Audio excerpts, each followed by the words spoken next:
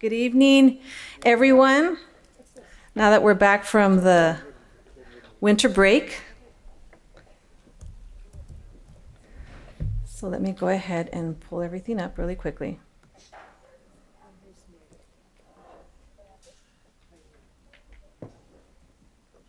Okay, let's go ahead and call the meeting to order. So, how's everybody doing? Good? Everyone excited? They're back to school? And Gwen is asking a young lady to see if she's willing to volunteer to do the Pledge of Allegiance. Miss Rogers, maybe you can join her up on the podium.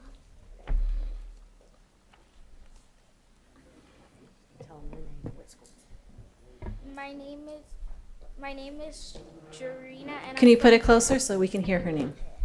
My name is Jarina, and I'm from Thompson Elementary. Thank you. Third. Place your right hand over your heart. Ready, begin. I pledge allegiance to the flag of the United States of America and to the republic for which it stands, one nation, under God, indivisible, with liberty and justice for all. Great job. And thank you, Miss Rogers. She did excellent. And then you can see this at home if you want to see yourself doing the pledge. It's on YouTube, as well as there's a link on Facebook as well. Okay, so now we've done the 1.2. Let's move on to 1.3, adoption of the agenda. Second. Before we adopt, any changes? Okay, see none. I'm going to go ahead and call for the vote. All's in favor say aye. All's opposed say nay. Okay, motion carried. 1.4, inspirational reading by our very own Dr. Barbara Flores. No. No? Mike Gallo. Mike Gallo, they have a different name here for me. Okay. Okay. So then Mr. Gallo, and he's not here. If he does arrive, I will ask them. He felt like he's more inspirational by not being here. No. Mr. Tillman, that's not. I'm going to have a mute button up here just to mute you for that one. All right. So we're going to go, if he does come back, when he does come back, I'll see if he wants to continue with that. 2.0, special presentation, resolution ensuring a complete count of San Bernardino Unified School District, students, families, and communities in Census 2020. Were there any blue slips on that one? I believe there was one.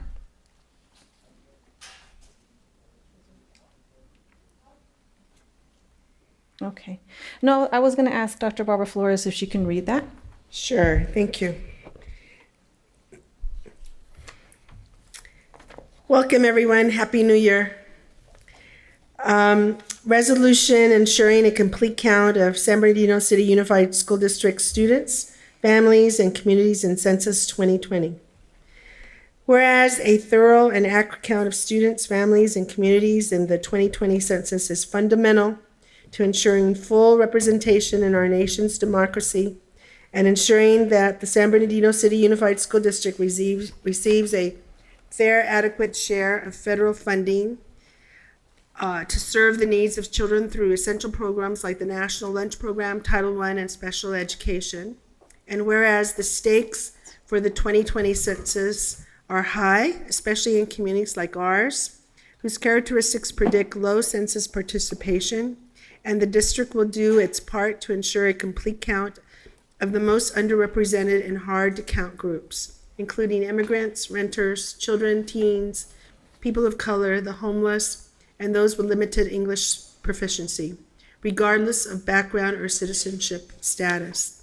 Therefore, be it resolved that the Board of Education hereby reaffirms its commitment to encouraging all residents to participate in the national population count to ensure a complete count of district students and their families in 2020. So moved. Second. Okay. Any discussion? Yes. And board, we do have one blue slip on this item, 2.1, and that's Adam Chavez. We would invite Mr. Chavez to the podium. And I know he wanted to say thank you, so maybe you can say a few words. Good evening, Board President Rosales Medina, Vice President Rogers, Superintendent Martin, and members of the board. On behalf of the NALEO Educational Fund, I want to thank you for the approval of this resolution as an agenda item and the approval of the resolution with your vote just now. This resolution is an important first step in the right direction to ensure a complete count of San Bernardino City Unified School District students, families, and communities in Census 2020. To fully reaffirm your commitment to encourage residents to participate in the national population count, we respectfully ask the San Bernardino City Unified School District School Board to take the following steps. First, organize meetings and convenings focused on the importance of a full and accurate count of the most underrepresented and hard-to-count groups, including immigrants, renters, children, teens, people of color, the homeless, and those with limited English proficiency. 2, establish community assistance centers and tech and computer labs at school facilities, which will serve as direct sources of local information and assistance for Census 2020. Alan, really quickly, so let me just go ahead and call for the vote, and then you can continue with that really quickly. Okay, so please continue. Thank you. 3, adopt the U.S. Census Bureau statistics in schools curriculum and NALEO Educational Fund's All Children Count lesson plans, which educate students about the value and everyday use of statistics.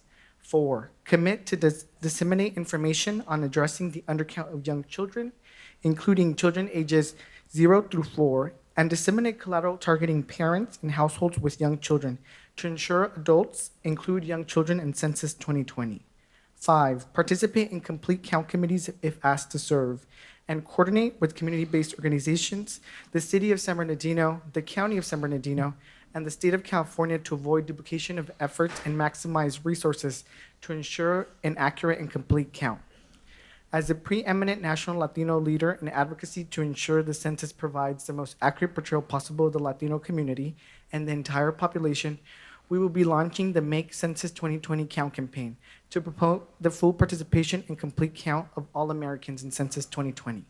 This includes the development of promotional materials for community partners that cover the multiple phases of Census 2020, including promotion, participation, and addition to operation changes, the creation of toolkits, digital toolkits, and other helpful resources available for community partners, including an action-oriented bilingual website to include extensive information, links, referrals, and resources, the creation of informational material, press kits, and technical assistance for policymakers that includes a focus on schools and the undercount of very young children, the production and implementation of train-the-trainer presentations and workshops, which includes a comprehensive how-to information on filling out Census 2020, a plan for adoption of statistics in schools curriculum, the identification and establishment of community assistance centers, which will be operational from January through May 2020. We only get the chance at Census 2020 once. Let's make it right.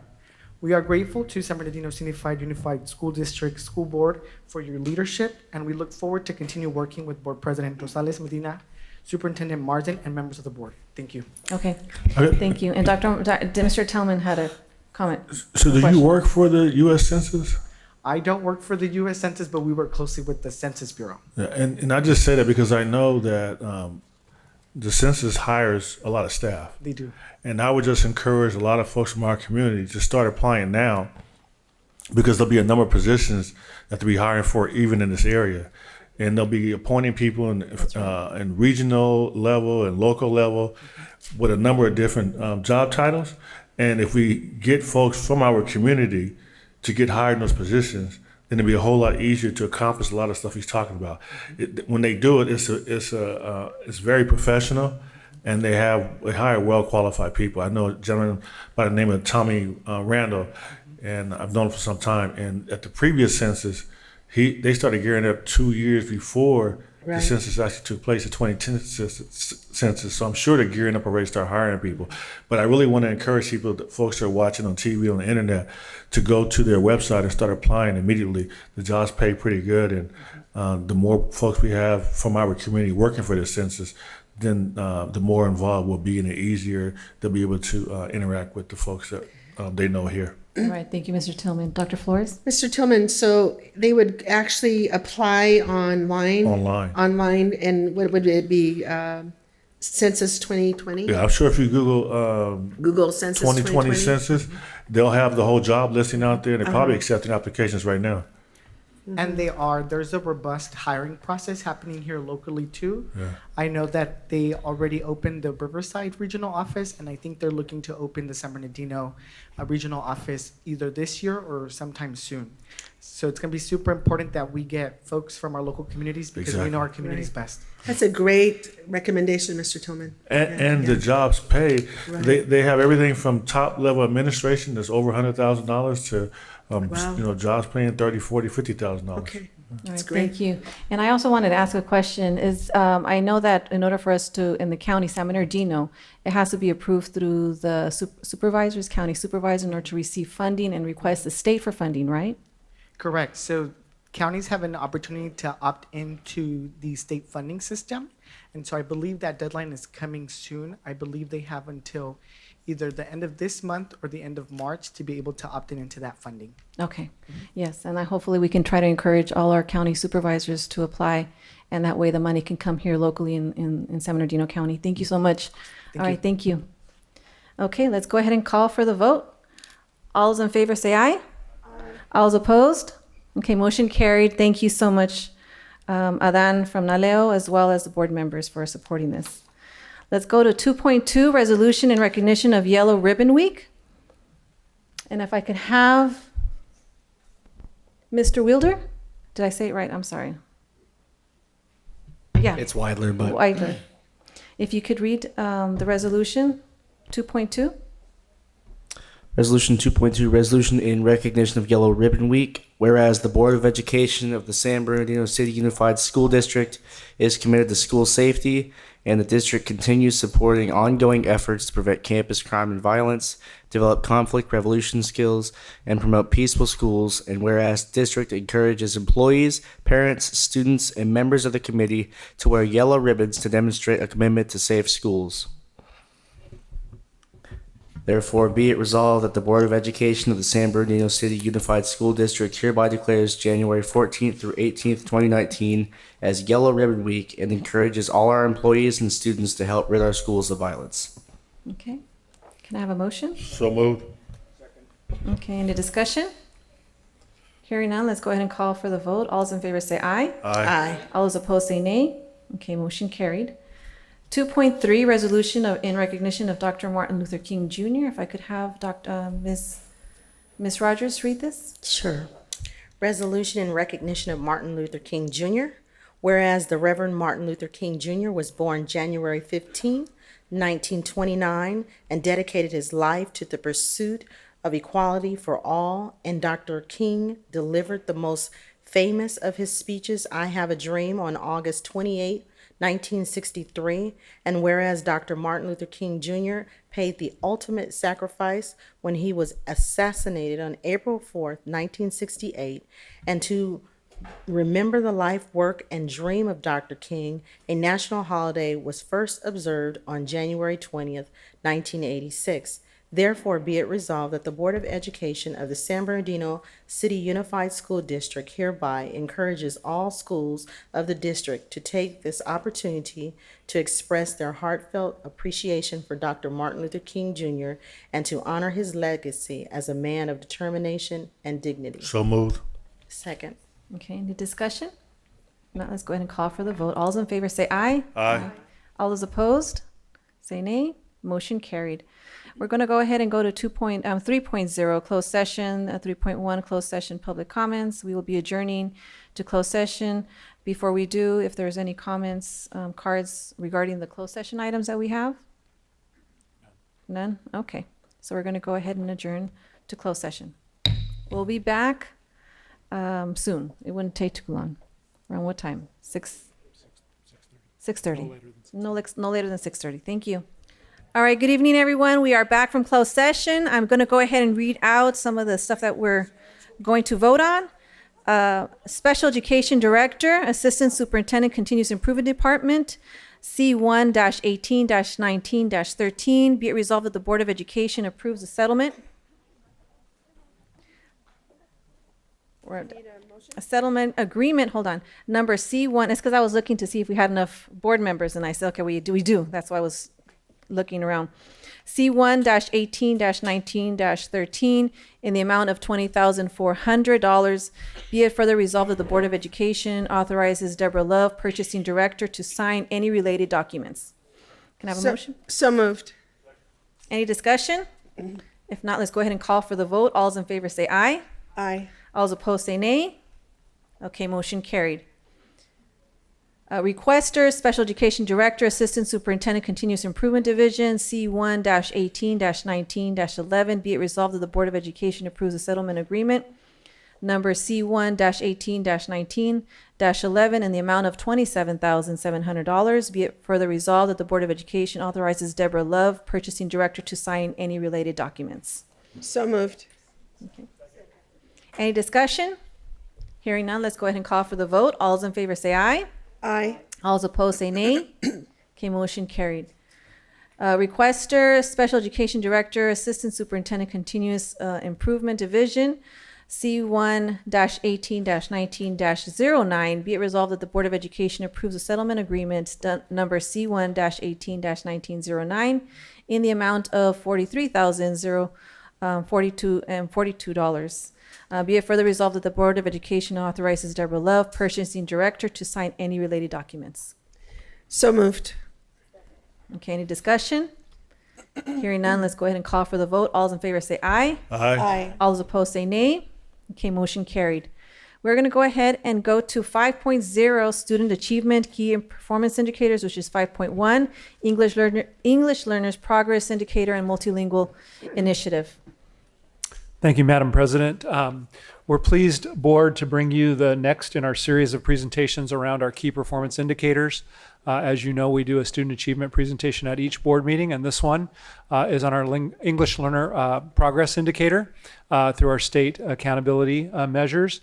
And we have Dr. Mitchell and his crew from the English Learners Department who has done a terrific job, and I think you'll see that. We still have some work to do, obviously, but we're making good strides. So with that, Dr. Mitchell, take it away. Thank you, Dr. Volkmer. Good evening, Board. Tonight, we're really excited to, the Cabinet is pleased to present state and local performance data, as well as program information on our English language learners. I will be co-presenting with Anna Applegate, our Director of English Learner Programs. Later in the presentation, you will hear from Alicia Foz, Principal at Gomez Elementary, and one of her outstanding teachers, Janet Cabral, whom will provide the Board a site-level perspective of the work in creating outstanding outcomes for English learners at Gomez. Overall, Board, you will find that the progress of English language learners is outstanding, although we have far to go.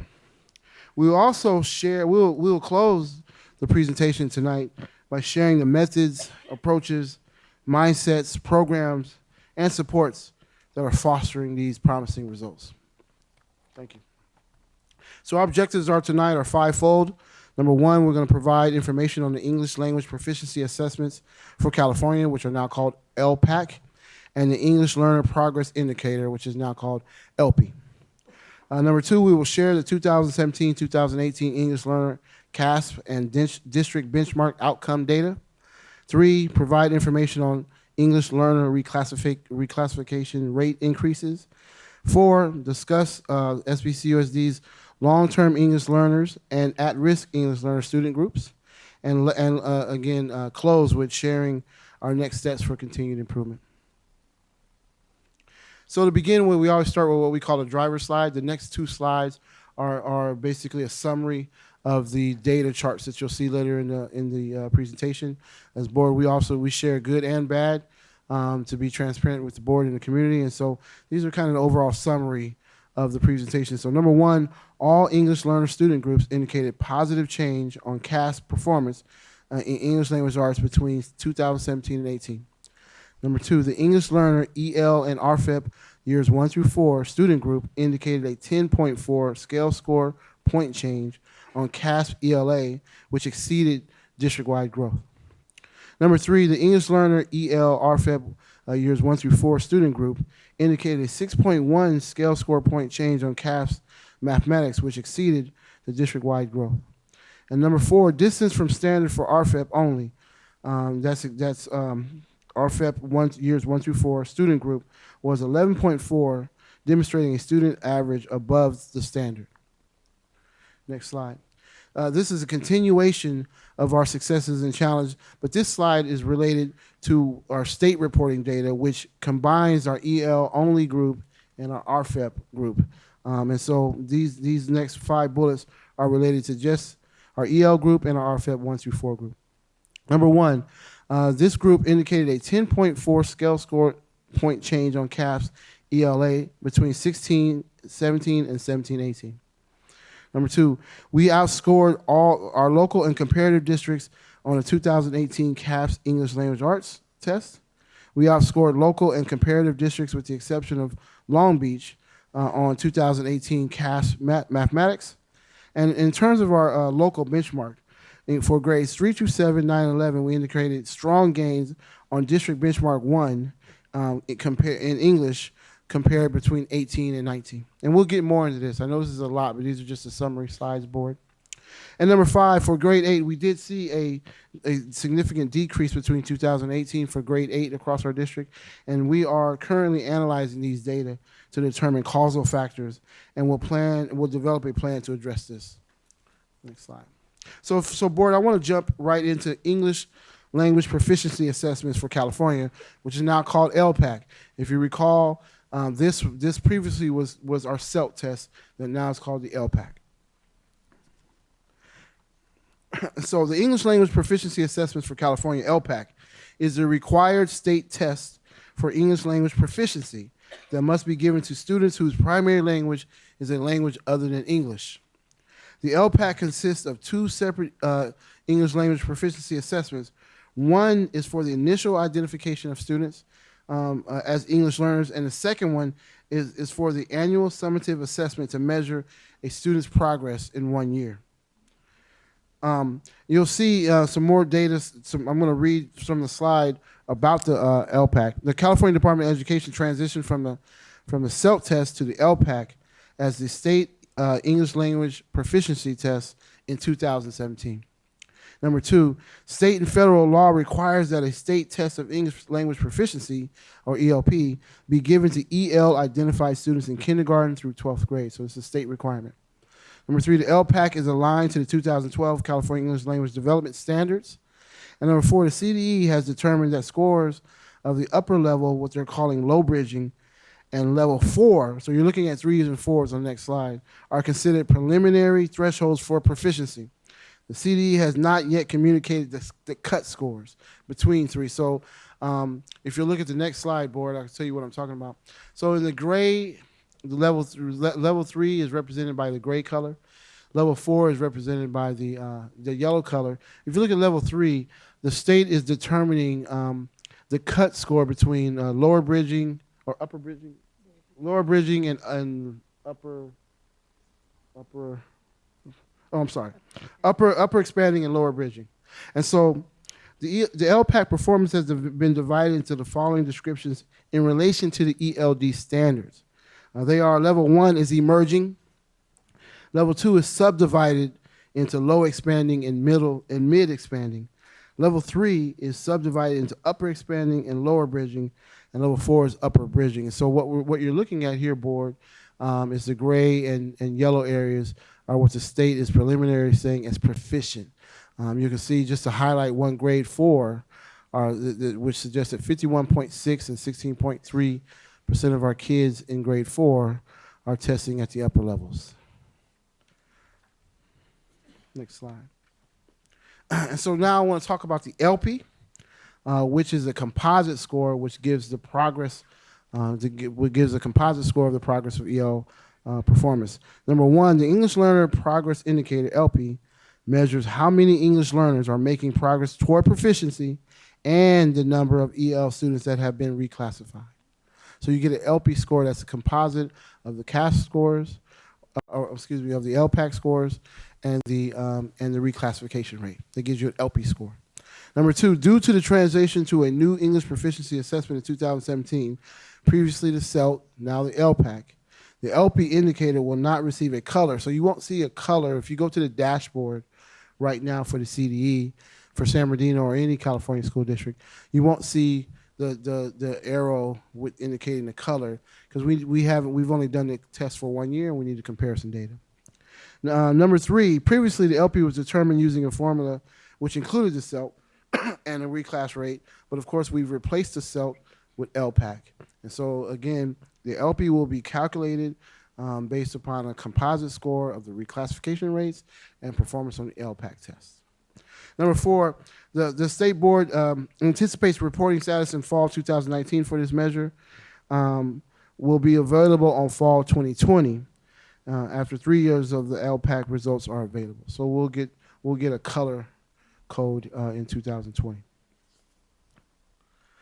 Let me just make sure. Any questions so far? Okay, none. Go ahead. Thank you. So next we will share the performance of EL students on the California Assessment of Student Performance and Progress, CAASPP. I know it's a lot of acronyms, board, in English, language, and arts and math. So this is the heart and meat of what we're talking about. How are our kids doing? The previous slides were just trying to explain some of the transition that the state has recently gone through in relation to EL student performance. And board, I want to remind you that this performance is communicated just like all the other performance that we've shared with you before in terms of status and change. As a reminder, student performance is indicated by status. That's down the vertical axis. That is the level of student performance in relation to the distance from zero or proficiency. And change, that's the horizontal axis.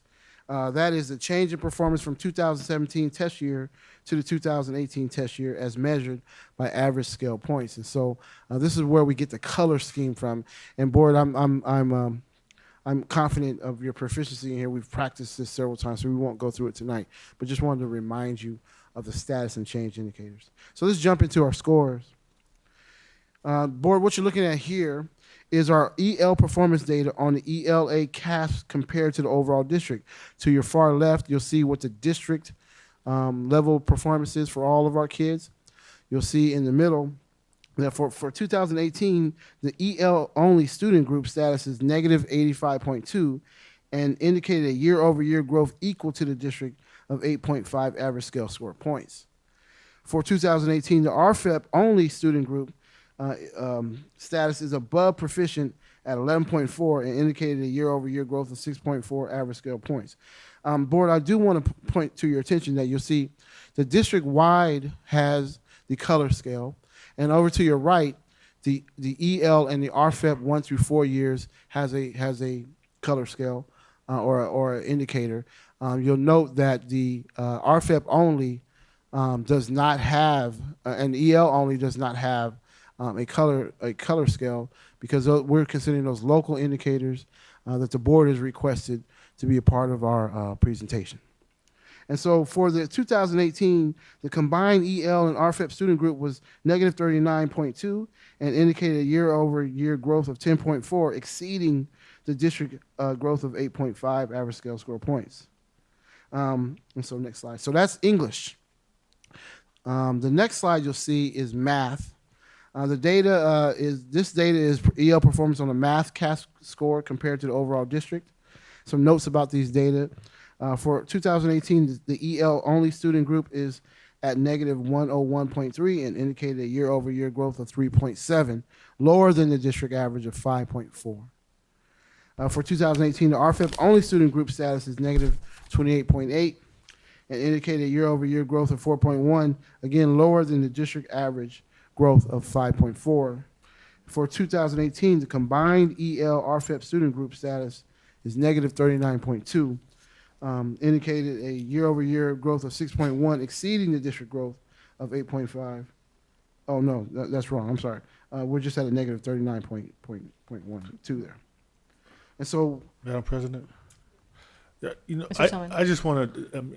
The presentation is going great. Yeah. I just want to say, and we had this discussion at the last California School Board Association meeting. They had some folks there from the Department of Education, and I told them that I think it's terrible that they set up this new scale, knowing that we're going to be dealing with it in terms of negative numbers. right.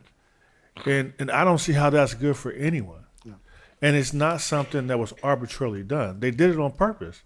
and we were told this was going to be better and more positive and So growth is more still encouraging. negative, yeah. This is not encouraging to see all your numbers in the negative. Yeah. And I told it to the person that was doing the presentation. So I hope we all somehow try to weigh in and explain to them, going from a process where we had gotten to a point where all our schools were in the 70 and 80 percentile, to all of a sudden you create a whole new measuring system, and you said we're going to talk about it from the perspective of negative.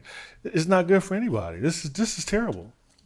I hear your concern and understand your concern, and also acknowledge what you're saying. It can be very confusing to talk about positive growth when you're using negatives. And I think Ms. Rogers made a good point, and maybe when you do the presentation, I mean, it's good to know what the parents are going to see at the state level, but maybe we can use some of the testing tools that we use in-house to show how the students are scoring. I'm glad you said it. We actually have that included here. Yeah, and that scoring is not going to be in the negative. Yeah, it's not. It's not. Thank you for sharing that. Thank you. Mr. Tillman. You'll And- see that. Dr. Flores. I understand what you're saying, Danny, but if you look at the positive, our kids are moving forward, and that's what's really exciting to me, because if you look over at plus 8.5, that's our whole district-wide, right? Yep. And then you look to the right. You're looking for English too. You right? look to the right, and our EL kids combined with our FIPS are 10.4. Yeah, my only point is they could have scaled this in such a way Right. where they shift everything 100 points to the right. Right. Because right now, even the highest performing schools are at maybe plus 20%. You're right. Right. So they could have scaled it where those schools were at a higher level and would have brought up all the schools. Right. Because that is showing your full capacity. When you have districts in very affluent areas Right. that have a perfect setting for education from the time they're born until they reach high school, Right. those kids are going to perform higher than a lot of our kids. But they should just scale it that way. To scale it in So this it's way, a matter of presentation. it what you're is saying. exactly, I and there agree. is there's nothing that actually can explain why they did it this way. Right. Makes no sense at all. I agree. All right, thank you. Thank you. We share your concern, Mr. Can I Tillman. just, Yeah. and I just, again, because you said it's coming, so I don't Yeah. want to steal your show. But again, that's the reason why I said we have to make it where it's conducive for us, our Absolutely. parents, and us to be able to explain this. Yeah. Because to go into, because this is a great presentation, we're all saying the same thing. There's positive. But for you to get here to this, you had to take us through 17. Yeah, yeah, Remember yeah. the night of, And then and our parents put are your right getting that. hand and your left hand Yeah. on red and green. Yeah, yeah. To get here, it shouldn't be that difficult for us to understand, because this is what will help us tell our story. Yeah, When absolutely. people are always saying, well, San Bernardino's doing it, oh, what's going on? What school am I going to choose?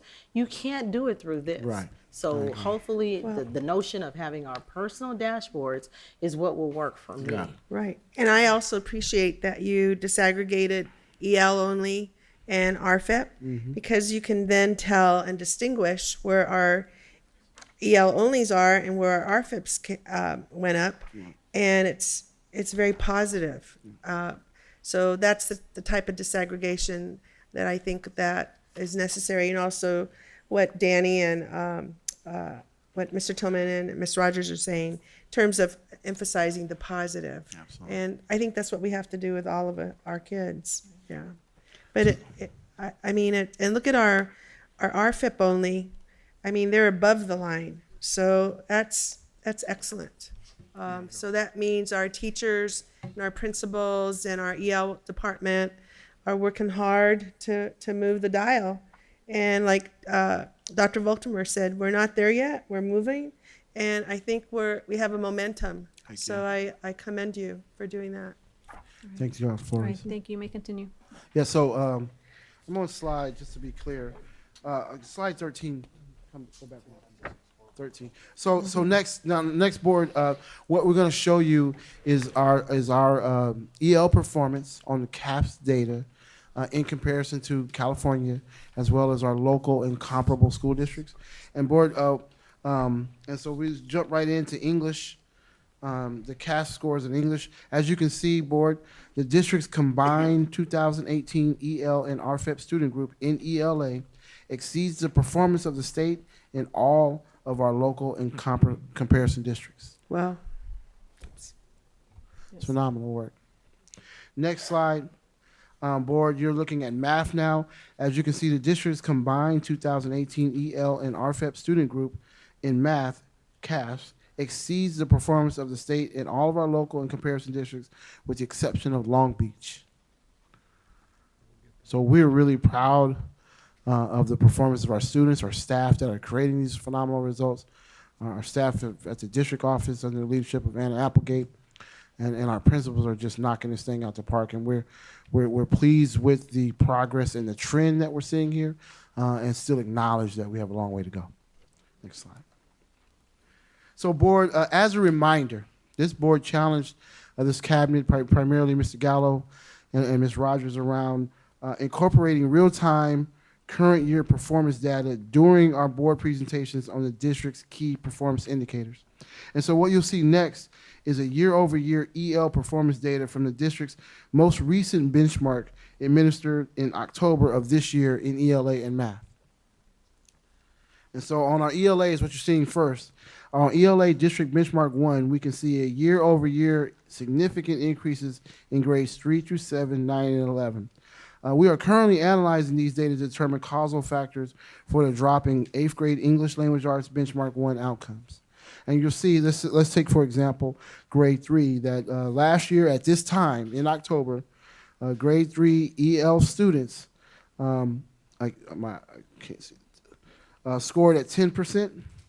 And now in this past October, the same grade level, of course not same kids, same grade level is at 35% proficient on the benchmark 1. And so the board, you voiced the importance that you're placing on monitoring kids during the year, before the summative assessment, summative state assessment in May. And so here you have benchmark 1. We have another round of benchmarks coming up in February. That will get more performance data and progress data. So we're going to know how our kids are going to perform before they take the CAASPP this year.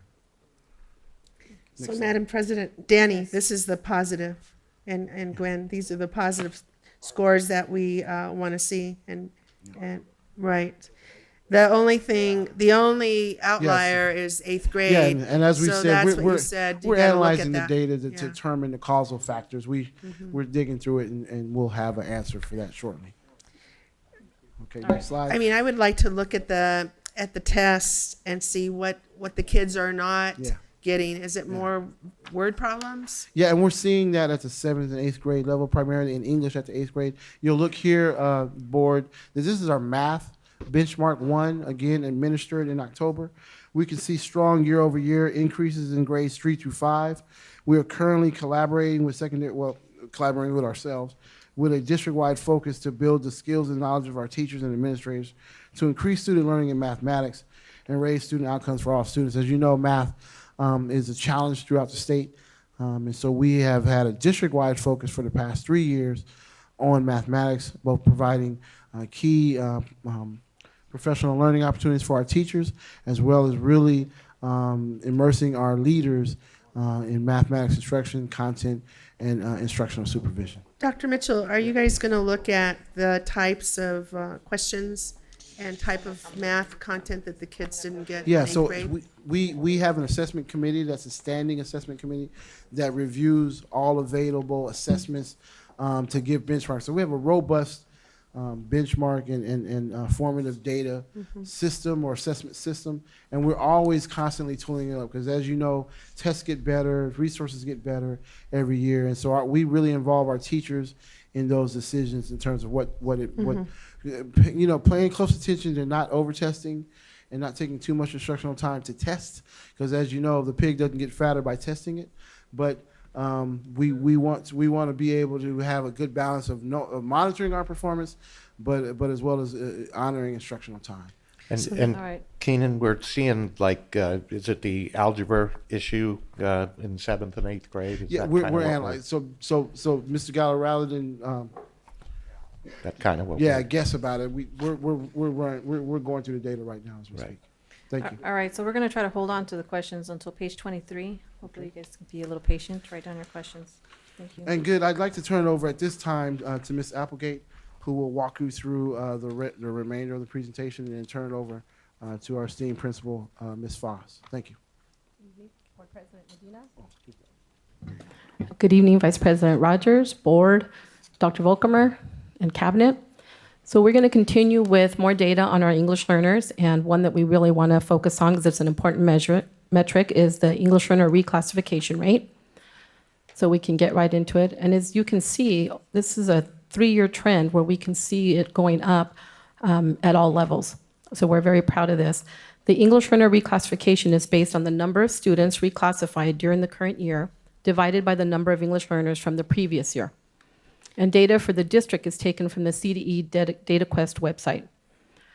Some of the increases are due to one of the major factors that contributed was we did purchase a data management system called Elevation, which I know was highly touted by many people. And that allows us to have all the data in one place. So CAS scores are there, LPAC is there, grades are there, and then we're able to just push a report out to the sites to tell them which kids are candidates for reclassification based on the data that they've met the criteria. So that's really streamlined that process, and it's really helped our English learner facilitators follow up with the paperwork and get our kids reclassified. Another reason that we're looking at these increases are our ELFs are very, very good at now having their hands on the data in a timely manner. So, and we also have done much professional development with them as well.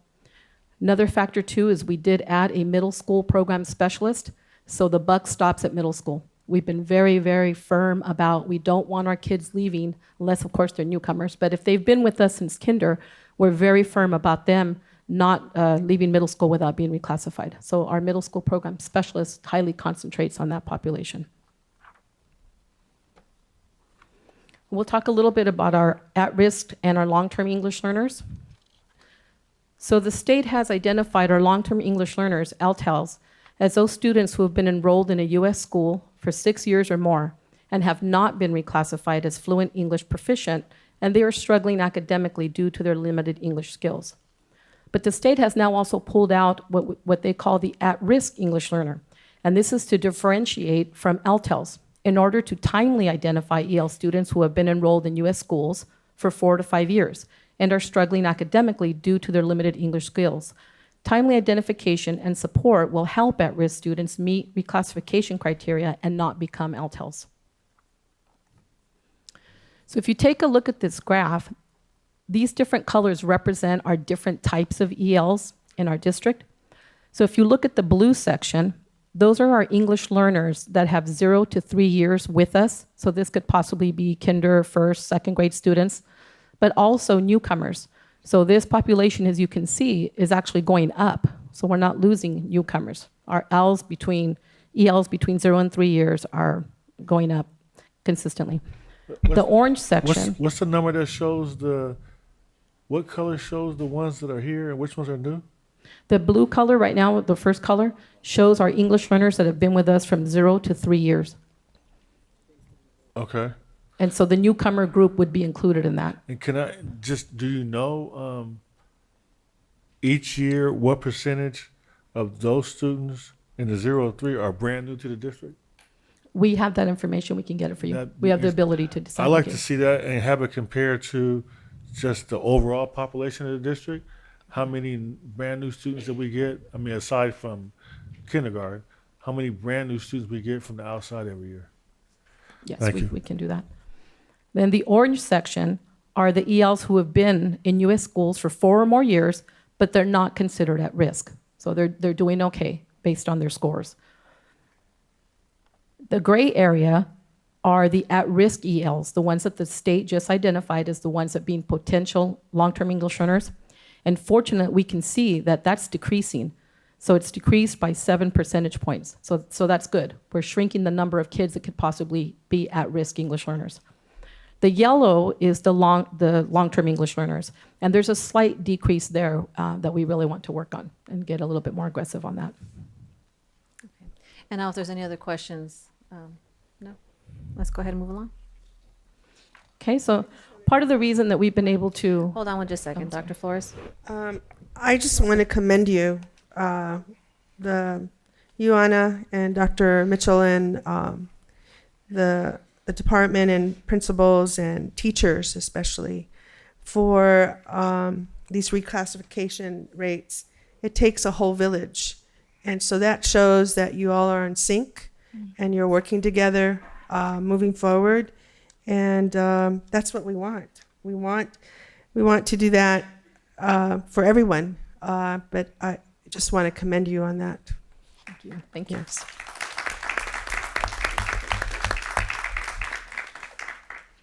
Thank you. So we'll move on to our at-risk and long-term English learner action plan. So this is a very deliberate effort on why we're getting some of these results. And again, several stakeholders are involved with this. But the first one is we have identification and correct academic placements according to language proficiency levels. And the placement has been flagged. Our long-term English learners have been flagged in areas. There is differentiated English language curriculum to support accelerating language learning. We have a few programs that help us do that. Digital curricular supports provide scaffolding for English language arts and math, and these are some of the programs that we use for that. There is an emphasis on ELD professional development for all ELD teachers. And then we have several college interns that provide data chats, or they help the kids know where they are and what the measurement is, where they need to be. They provide tutoring and mentoring as well. So for our next steps, we're going to continue to implement recommendations from the Hanover study of effective English learner programs. We're going to continue to provide professional development and coaching to elementary, secondary teachers in both integrated and designated ELD. And we're also going to continue to use effective progress monitoring tools, including our ELD portfolios, the Test of English Language Learning, or the TEL, the Test for Language Proficiency, and continue the use of Elevation Data Management System, which gives us accurate and timely data. We're going to continue to employ English learner facilitators to reclassify and monitor English learners and expand their professional development opportunities as well. We're going to continue to implement the goals of the Multilingual Initiative and other English learner initiatives, such as the long-term English action plan that I just shared, with a renewed focus on reclassification.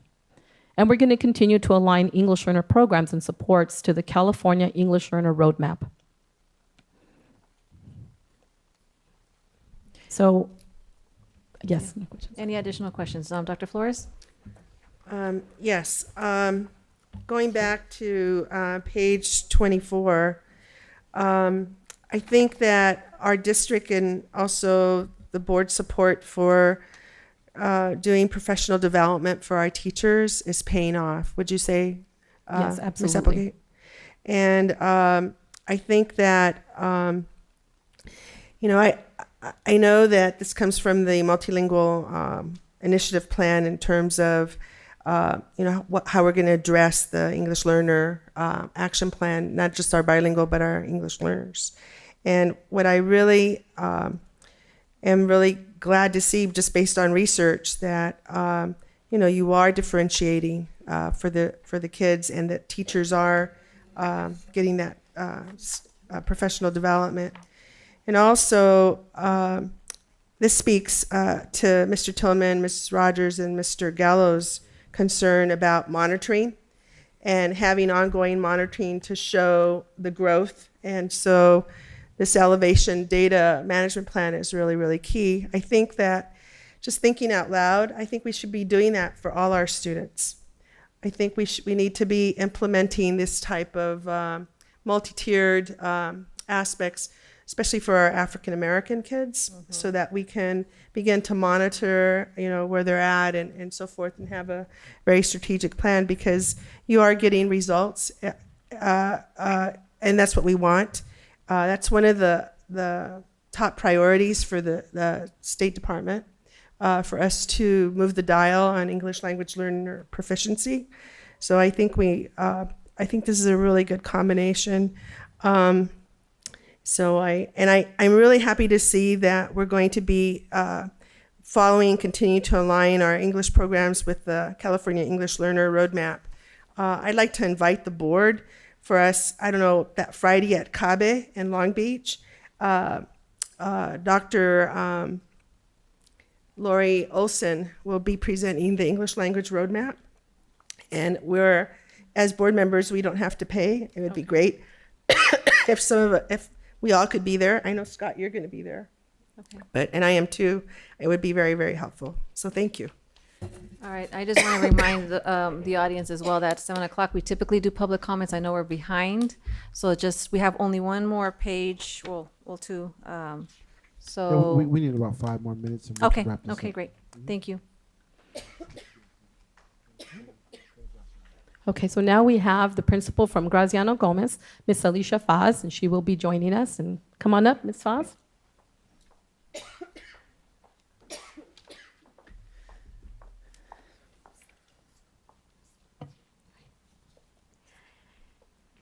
Good evening, President Medina, Vice President Rogers, Dr. Volkamer, school board members, and cabinet.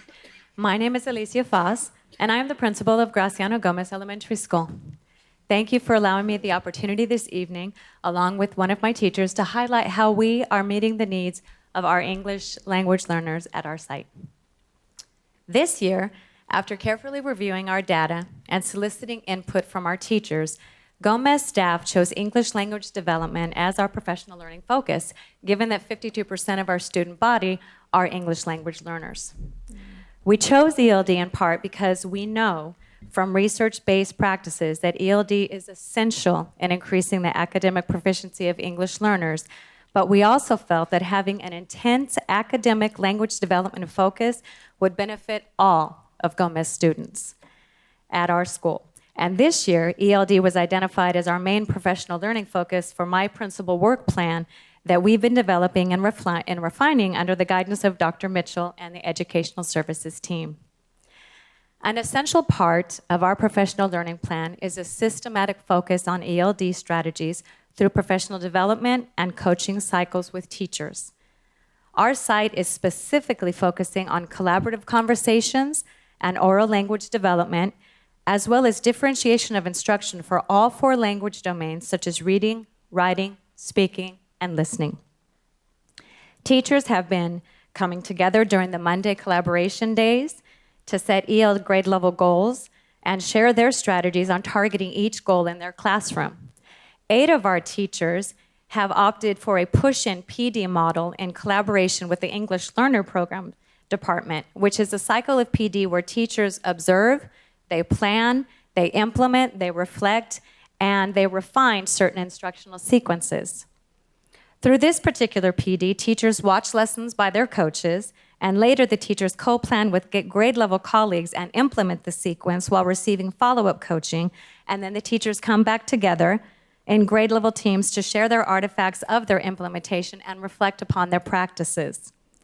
Our teachers have experienced great success with this implementation of this particular PD model with very high implementation in their classrooms. In addition to our collaboration days and our coaching cycles, our site has opted to attend the Kagan training model provided by the EL department. And Kagan is an instructional model that focuses on student engagement, extended language practice, social-emotional learning, and cooperative learning. And one of our first grade teachers has already attended the 5-day Kagan cooperative learning training and will be starting the second tier of Kagan brain-friendly training in June. 8 teachers, myself, our resource teacher, and our English language facilitator have signed up for the U.S. tour for teaching Kagan with English learners this Saturday, January 12th, which will be held right here in our city at our PDC building. And so we're looking very forward to that. And additional teachers will be attending the first 3 days of the 5-day cooperative learning training for Kagan in June. The EL department has identified 5 district-wide high-level Kagan strategies that are being embedded into our collaboration day, as well as the coaching cycle professional development for our teachers. Our site, Gomez, is currently really focusing on one of those Kagan strategies, and that's Think, Pair, Share. We're really working hard on that, and teachers are collaborating and implementing this in both language arts and math to extend our student learning and expand our oral language development. Teachers will be using sentence frames and key academic language during the Think, Pair, Share strategy in order to develop language. Since teachers have started to implement the Kagan strategies, I've noticed during my instructional walkthroughs that students are much more engaged in learning, and students appear to be more successful with using academic language and grammatical structures to engage in their collaborative conversations about their academic content. Teachers are also buying into these strategies, and they're sharing variations as well as their successes and their reflections.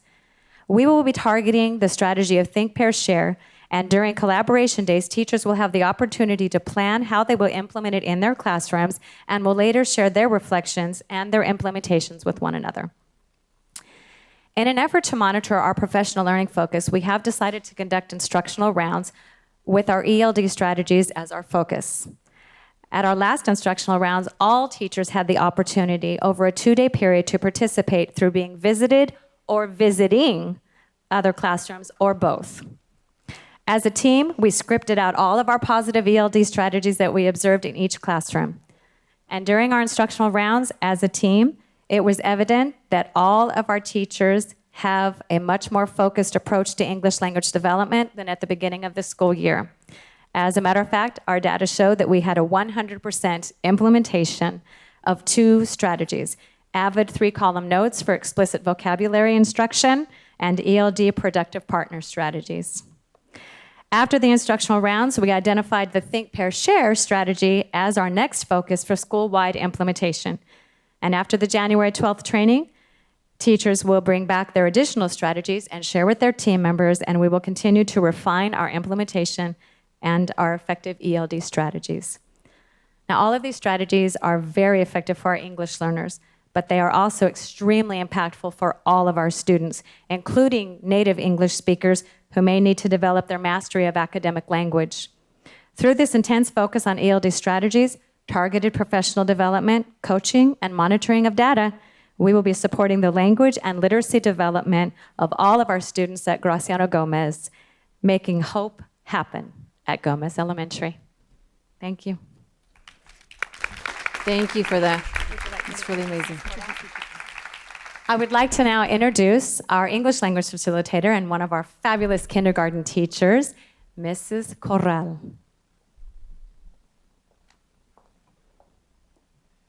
Good evening. My name is Jeanette Corral, and I am a kindergarten bilingual teacher at Gomez Elementary.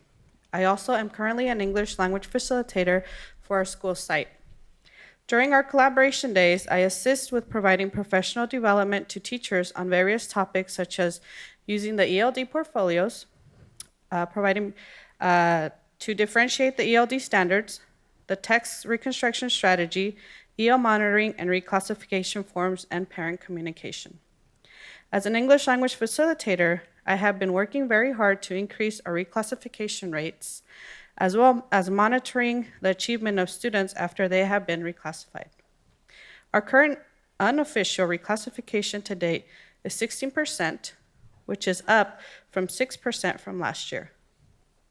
We have increased ELD growth as shown by the state LP progress indicator on the California dashboard. I am also one of the LPAC coordinators, and I have provided LPAC boot camps for the students.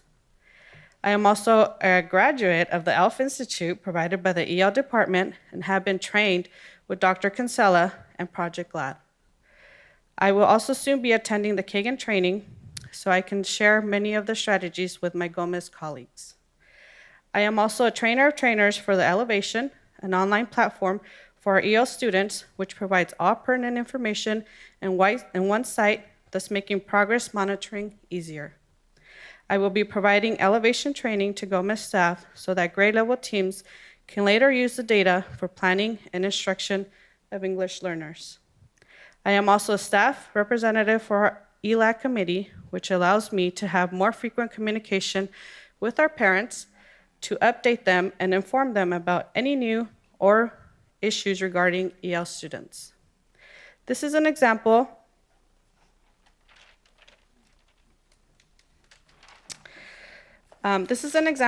of our work with the narrative sequence, which is one of the PD coaching cycles that we have been doing with the EL department.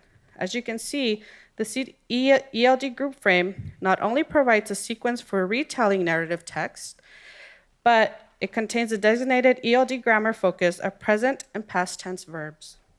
Retelling a narrative is important, but it's also important to have an ELD focus on retelling and teach certain grammatical structures, such as past and present tense, verbs in order for English learners to elaborately tell narrative text using sophisticated language and structures. In addition to the narrative sequence strategy, thank you, I have also been using sentence frames throughout the day.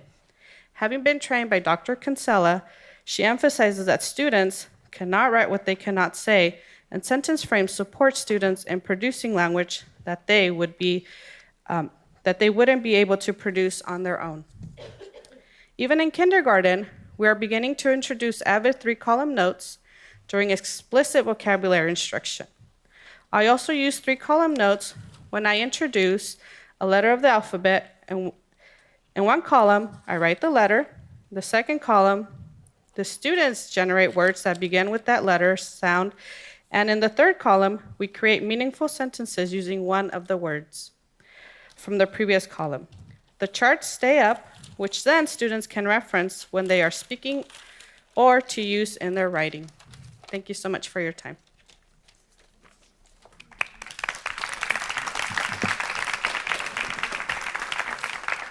Thank you to Graciano Gomez. Great job. So, board, I also wanted to take this opportunity to really thank you for your leadership and your vision as far as the multilingual initiative goes. We've been able to do so many things because of your support and Dr. Mitchell's vision and support as well. So just a quick update that we are really continuing on with many of the things that we've implemented, like the third language at Belvedere. They had an overwhelming response. It's in K and first, and then the Vietnamese was being offered to other students in other grades. And they figured, well, you know, we might get 30, 40 kids. They had over 150 kids show interest. So that's really taken off, and we hope to expand that. We also want to thank you for the support at the International High School, our newcomer International High School, which has been a success. So we want to revisit that and make sure that we either expand and obviously continue to support. Our implementation of the LTEL action plan, we'll continue on with that. We are also looking at providing foreign language experience programs at the elementary school just to expose kids to the love of foreign language, world languages, so that they'll want to take it when they go into middle and high school. And we'd like to take a look at expanding our middle school world language program as well. As you know, you've approved, and now we have about 7 middle schools that have world languages, so we hope to expand that as well. And I wanted to give a shout out to our partner here, CAASPP, so they can please stand. We have our multilingual partners here, Ms. Jan Correa and Ms. Chris Nichols. Oh, and Ms. Elizabeth Salinas, they're all here.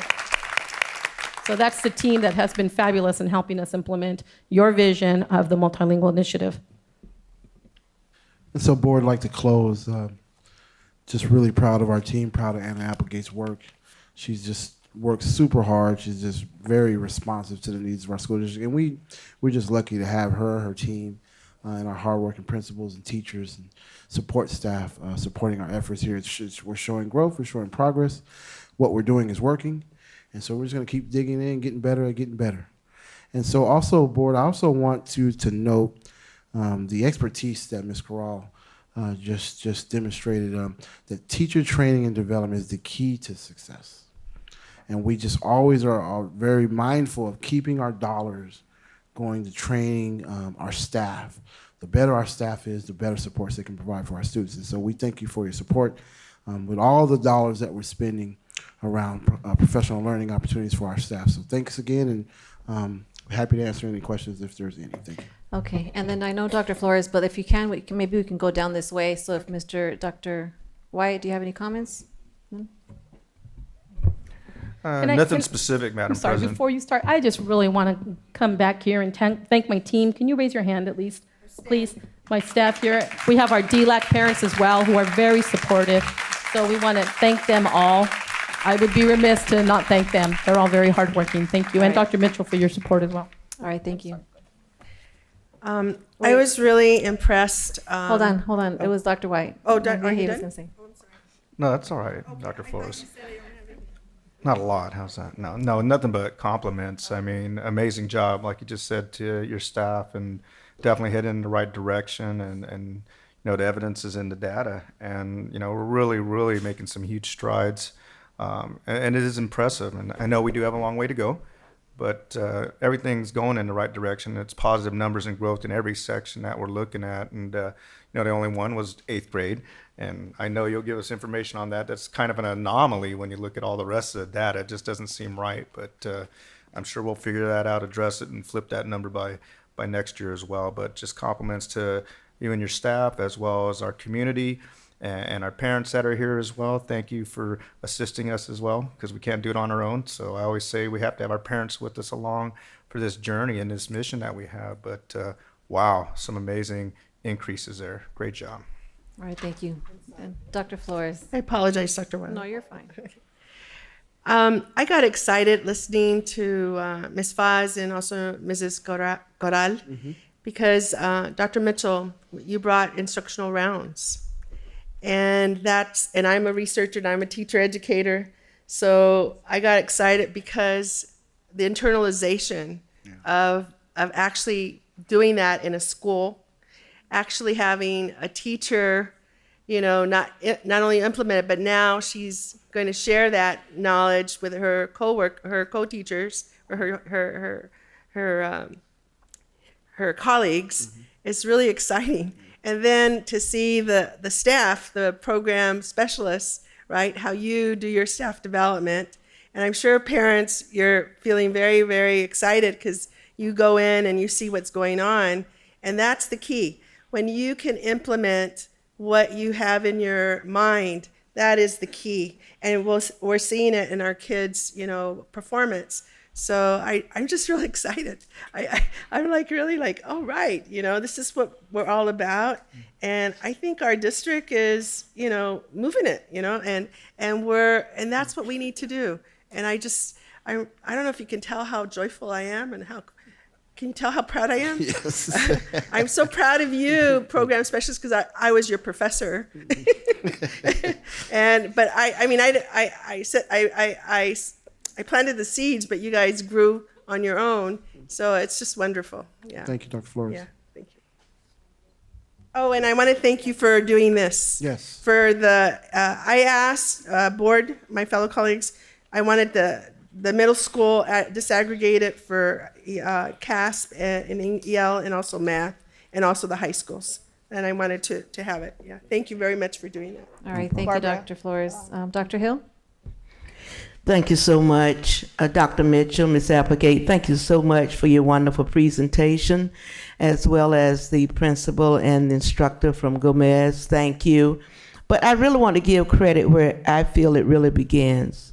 And I just want to say to the parents, thank you, because you have made a major difference in what has happened. And I hope we take this advantage to use you as our messenger, because there's a lot of good information here, and then we got to the old butt page. So we're going to count on you to share in the community. We're looking good. And I'm sure you could do it much better than we can. So I just want to commend you first for what you're doing. And to the staff, thank you for all that you are doing. I'm just really amazed, and I'm one who always criticized that we should be doing better, and I know there are some things that we will continue to do better, but I'm just glad to sit here and say something that I have said for 7 years I've been on this board.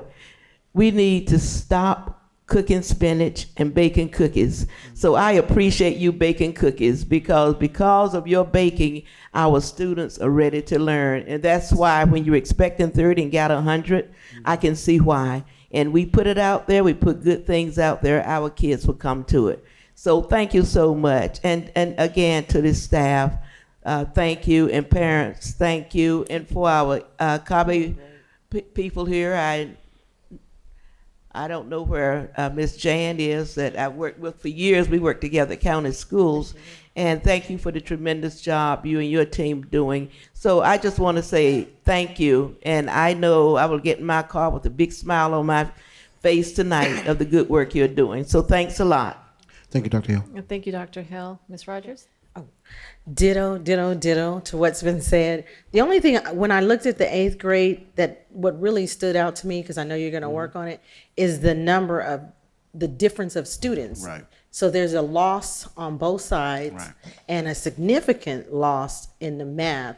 So the students are not even there, and that's another challenge. You can't control that. So even with the dip or the difference, it's something in our numbers too. So don't get too down on it. I'm happy to know that you're already on top of it.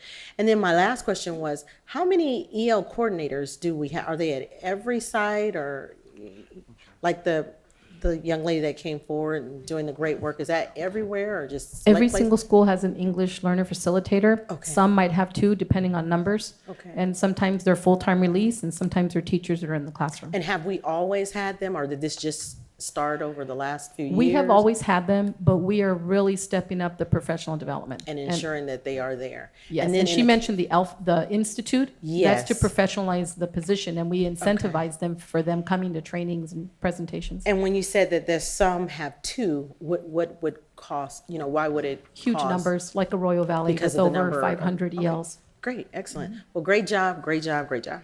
Thank you. Thank you, Ms. All right, Rogers. thank you, Ms. Rogers. Mr. Gallo? Yes, thank you. And this really does showcase, Keenan, I know you know this, and as well in the team, what a targeted and focused strategy can yield. And, we've spent years figuring out how to specifically engage parents, come up with our, strategic engagement strategies, and then implementation plans on how to actually see these gains. And I think that's what we're seeing here is that investment that we've made in a number of the arenas that you guys have shared with us tonight. And it showcases we can move the dial significantly. And congratulations to you guys. And quite really glad you brought the whole team and had them stand up and, sharing this success. I mean, we're on the way. The trends are great. Like I said, we got a little ways to go, but it shows what that targeted and focused strategy can achieve.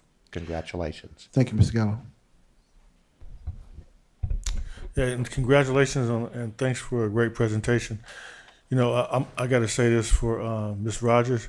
I've been on the school board for 24 years, but this is 2019. I can say that, but I don't want to lose sight of the fact that this is continuing the legacy. Actually, many years ago, Dr. Valdez, even before there was Dr. Flores, championed what we did for our English learners program. There was laws passed that try to encourage districts to divest, Right. and not do what was best for these students. They just doing it based on something political. But this district decided we're not going to do that. We found loopholes to find ways to continue to fund what was best for our students. And to me, this is just continuing that legacy. And then after it was Dr. Valdez, then Dr. Flores came along and really it made sure that we did the right things to support what was best for the English learner students. And that's what we're continuing to do. Yeah.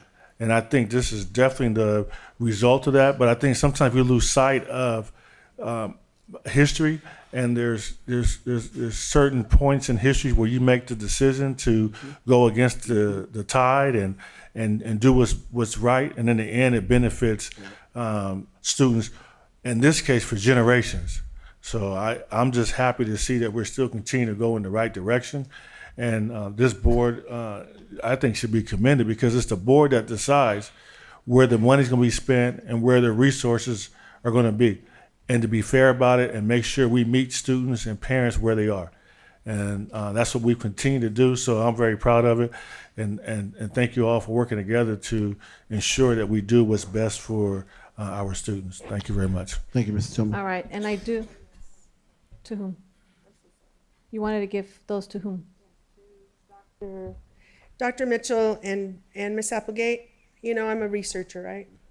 And from the review of education research, there's a new article, English Learners in K through 12 Mathematics Education and Review of the Literature, December 2018. Right. So I made you both a copy. So you can pass it down to Dr. Morales. Okay, and it just, some of the things that we're doing, they promote there's other things that you need to look at that would be very helpful in terms of us moving forward in mathematics. And it's a review of, I don't know how many research articles, but the findings are here. And I brought it to you tonight and I forgot to give it to you. Thank you, Dr. Flores. All right, and I do want to pose it to our student board members, Ms. Middleton or Mr. Wielder, that would like to comment if you're interested. No? No? Yes? No? On this? Okay. Okay. So then I guess we'll go ahead and have Harold, Mr. Volkmer. Thank you, Madam President. Dr. Volkmer. Most of what I'm going to say has already been said, but I really believe that it bears repeating in this instance. And board, we're excited and encouraged by the results. We're not yet satisfied, but we're on our way, well on our way. We know it takes a lot of work, and it really comes down to a matter of organizational will. Our kids are fully capable of doing anything that is out there to do. It's a matter of us being deliberate and intentional and relentless in our efforts to help them reach their fullest potential. So I want to thank Dr. Mitchell for his outstanding leadership of the Educational Services Division. I want to thank Mrs. Applegate for her terrific leadership of the English Learners Department and the terrific work that all of you are doing on a day-to-day basis, boots on the ground, really doing the work. I want to thank our teachers and our support staff, both certificated and classified, that also add to this equation of success every day with every student. And then I've noticed that we have our DLAC officers and representatives, both present and past. And we want to say thank you to you. This has been a true partnership. You hold our feet to the fire all the time. We know that. We thank you for that. You don't let us rest, and that's absolutely where you should be and what you should be asking us to do. So we thank you for your partnership. Kudos to you all for just a job very well done, and we look forward to continuing this trend and achieving even greater heights in the future. Thank you. Thank you, Dr. Volkmer. All right, thank you everyone for your presentation. And we are behind time. I do want to ask our board members only because they are in school, so I want to make sure that you come. So we have Mr. Wielder, that if you have any public comments, we're at 6.0 now. I mean, any student board member comments. I just wanted to say, many of you know I started the Student Voice Club as part of the Student Advisory Council Committee about a year and a half ago. We've been working on getting it started for just as long and longer than that, and we finally started collecting our data just a couple of days ago, and we'll finally have our first set of data from the Student Voice Club, surveys and all, in about a week's time. By the time the next Student Advisory Council meeting comes up, we'll have our first set of data to see how that's going. That's great. Thank you. Thank you for sharing that. Ms. Middleton?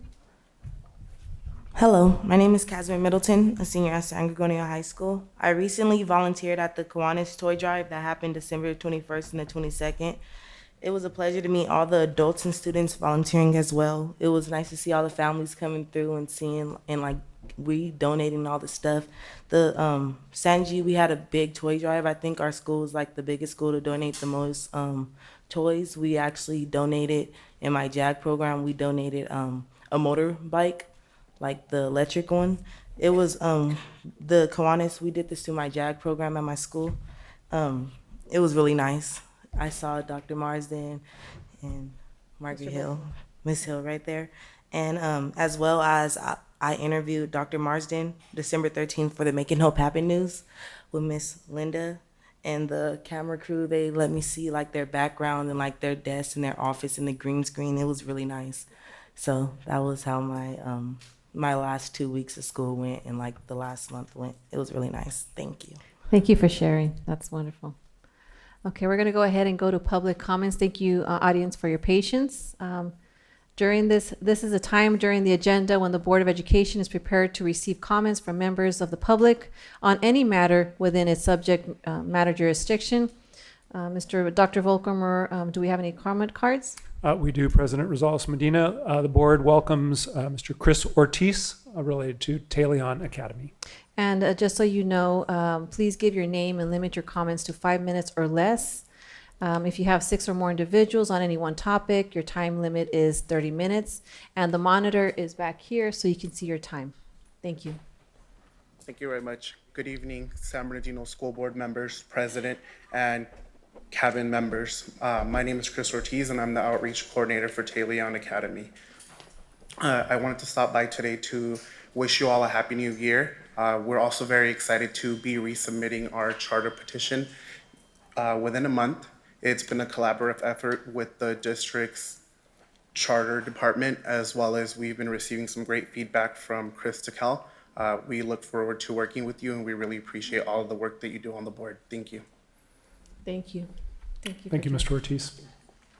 Next, the board welcomes a number of representatives from Cajon High School Speech and Debate Team and Booster Club. I've got Isabel Cholby, Erica Gutierrez, Mark Stowitz, and several parents. So you'll have no more than 30 minutes on the particular item, so organize yourselves as you see fit. Thank you for being here.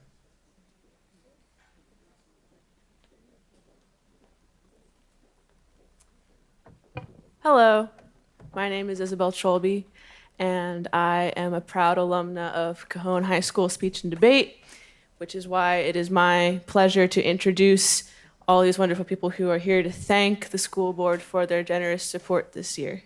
And former school board member as well. Right, so hello, hi, I haven't Hi. seen you all in like 7 or 8 months, so nice to see you again. Yeah. So here we have our coaches and some parents, as well as more alums who are here to speak. Who wants to go first? Or I can give a testimony, I don't care.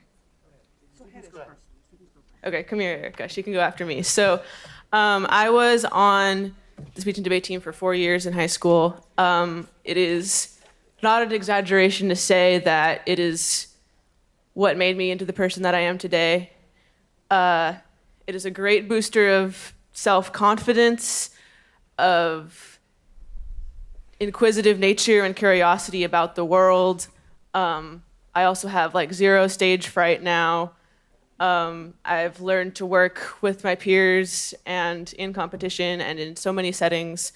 And all of that was thanks to speech and debate. And from what I understand, the team this year was given a very large grant from the school board. And because of that, you are paying for entry fees and tournament costs that otherwise would be set to our students and parents.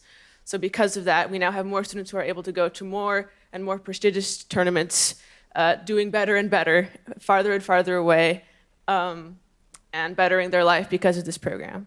So we're going to have some other people talk about that instead of just me, because I talk here a lot. Thank you. Hello, my name is Erica Gutierrez, and I'm also an alum from Cajon High School. Kind of to show you the kind of impact that it has on students, I wanted to share a little bit of how speech and debate helped me. So when I was in primary and secondary school, I was very, very shy and timid, hardly said a word. Probably some people thought I was mute because I never said anything at all. And being a first-generation college student, going to college would have been something very, very difficult for me if I didn't speak up for myself. But along that journey in high school, I joined the speech and debate team for 3 years, and it tremendously helped me in so many ways. To this day, I'm in my 4th year of college, a computer science major, and within my last 3 years of college, I've achieved a number of things. I was named Miss Congeniality of my university's honors program. I received 2 fully paid funded research opportunities to Harvard University, both in robotics and biology. I was employed by Facebook for 1 year as a technical program manager. And as of right now, I stand as a candidate for Stanford's MD PhD program this upcoming March. That's great. But if it wasn't for the opportunities that we receive, in particular in speech and debate, helping me find my voice and how to speak up for myself, how to look for these opportunities, none of that would have been possible for me. So the funding that we get from you all really does benefit a number of students in finding their voices as well. So that's why I thank you for helping us fund all this, because honestly, it does help a lot of students in the long run, learning how to speak up and speak for themselves and finding their own paths along the way. Thank you. Thank you for sharing that. Hello, my name is Wendy Cholby, and I am Isabel's very proud mother. I have, over her 4 years in speech and debate, I drove her to countless tournaments, paid the entry fees, asked her to text me when she was ready to be picked up, asked her to text me when they were on the road to somewhere like Stanford or Oakland on a travel tournament overnight. And I saw how participating in the speech and debate program benefited her. She was already a confident person, and she blossomed into an amazing speaker, as you know. And I think that as parents, we believed it was important to come and voice our gratitude in person and make sure it was on the public record that we are very grateful for the funding that the Cajon team has gotten from the board. And I'm speaking too fast because I'm nervous, because it's been a long time since my high school speech training. So we believe it's important to be on the public record. I also wanted to say that no matter what career pathway students choose, no matter what college they apply to or get into, being able to speak is incredibly beneficial. It's a valuable skill, and it can be a life-changing skill, as you've heard from Erica. These experiences and opportunities are worth funding and worth investing in for any student who has the slightest interest.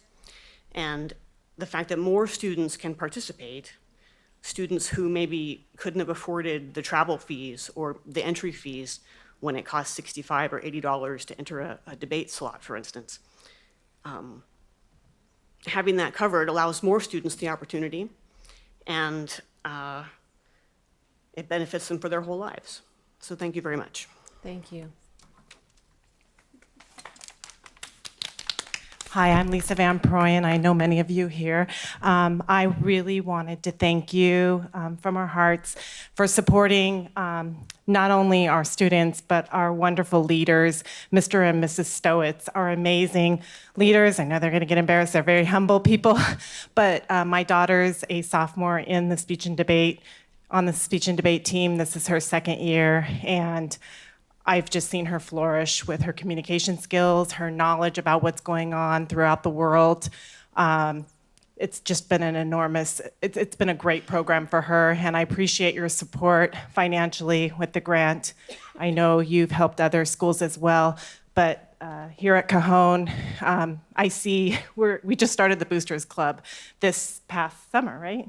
Yeah, and it opened my eyes to how much the Stowitz husband and wife team have put forth with their own money out of their pockets, going to El Pollo Loco and asking for a donation. I realized they took out of their pockets for tournaments, for other parents who are judging the tournaments.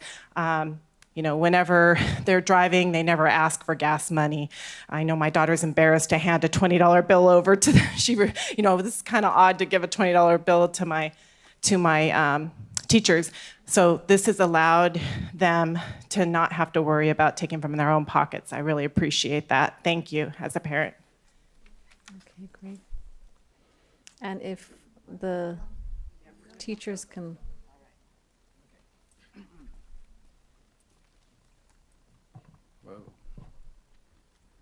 We don't usually speak with microphones in speech and debate. We have to project ourselves without them, so get used to it. My name's Mark Stowitz. I'm a teacher at Cajon High School. I've been there this is my 26th year, I think. And I came tonight with all these great people to thank the board, Dr. Marson, especially Dr. Volkemer, for the support for our speech and debate team. Cajon High School is the only school in the district, high school in the district, that has a speech and debate team. Rodriguez Prep has a new parliamentary debate team, which is pretty cool. But we compete with teams from, local teams from Yucaipa out to Claremont, and yes, Redlands. And we also travel and compete with schools from around the country, and sometimes from around the world, kids from China and Korea and places like that. Let's see, let's see. I wanted to come in today and thank you. Oh, I wanted to also mention before we go, last year our team was ranked in the top 20% of the speech and debate programs in the country by NSDA. That's great. I did want to mention some other students who aren't here, just very quickly, a few things about them. There was the young woman who came as a freshman, broke into tears the first time she did her speech just in front of my wife and I. She ended up going to the state championships as a senior. She enrolled at Williams College, and she is currently going to Pomona College. There's the young man who came just to have some fun. He wanted to do a thing about his prom mixtape, and it was very funny and very entertaining. But when he went to Morehouse College, they found out he had been done in speech and debate, and they drafted him onto their competitive debate team. We had a young woman who taught her fellow competitors about the history of plastic surgery on her way to get to Stanford, where she's studying and she wants to become a plastic surgeon. She managed to win 2 league championships. Sorry, I get emotional. Excuse me. Another young woman, a dreamer, who now goes to UCLA, where she's a leader in immigrant advocacy. And currently, she was going to come tonight, but she's prepping for the LSAT, so she couldn't make it. And I can't forget all of the students who do it just to gain some self-confidence and to have some fun. And it's really cool. Speech and debate is literally an activity that any student can do and gain from. And I would love to see speech and debate in all of the high schools and the middle schools. I could spend hours, I know I don't have that time, but I could spend hours telling you about its benefits, but I did just want to come in tonight and say thank you so much for your support. I appreciate it, the kids appreciate it, their parents appreciate it. Thank you. Thank you. Thank you so much. I'm just going to add as his wife, this is a fantastic program, and we cannot thank you enough for all of your support for our program. It means the world to us, to our school, and to all the students at our school. Thank you. Thank you so much. I have a couple of questions, but I'll transfer to Ms. Rogers. Yeah, I think we thinking alike. So first of all, thank you so much for coming to thank us, because we were listening. So it's like 8 of you, and we were just closely listening to, okay, so what is the ask? And there wasn't an ask, but we have an ask, because we heard you talk about some registration fees somewhere in there that some people had to pay, and then it sounded like the school was paying. But what I would like to know, what we would like to know, is that what can we do, or is there something additional that we can do to improve the programs? When we hear programs like this, often we're hearing them for the first time. We know that they're there, but we don't know what are the supports that may be there. So that was kind of a question. I wasn't sure, is registration covered just because you're the student, or is the campus doing it? And is there something more we need to know to support? Okay, sure. Great questions. The school has covered the program since I started it in many ways. We compete in a league, a local league, which is through the California High School Speech Association, and there's some entry fees associated with being in that, which the school has always paid for. The school has always paid for the students who qualify for going on to state championships and those kinds of things. And the national tournament. Competing at those tournaments is free. There's no cost to the students. So the biggest thing has always been getting them there. And I don't know if you know how much it costs to take a bus someplace for 12 hours, but it costs a lot of money. And so we have done a lot of carpooling and that sort of thing. So that right there, that's a great thing to have. Transportation is usually the #1 expense for the speech and debate team.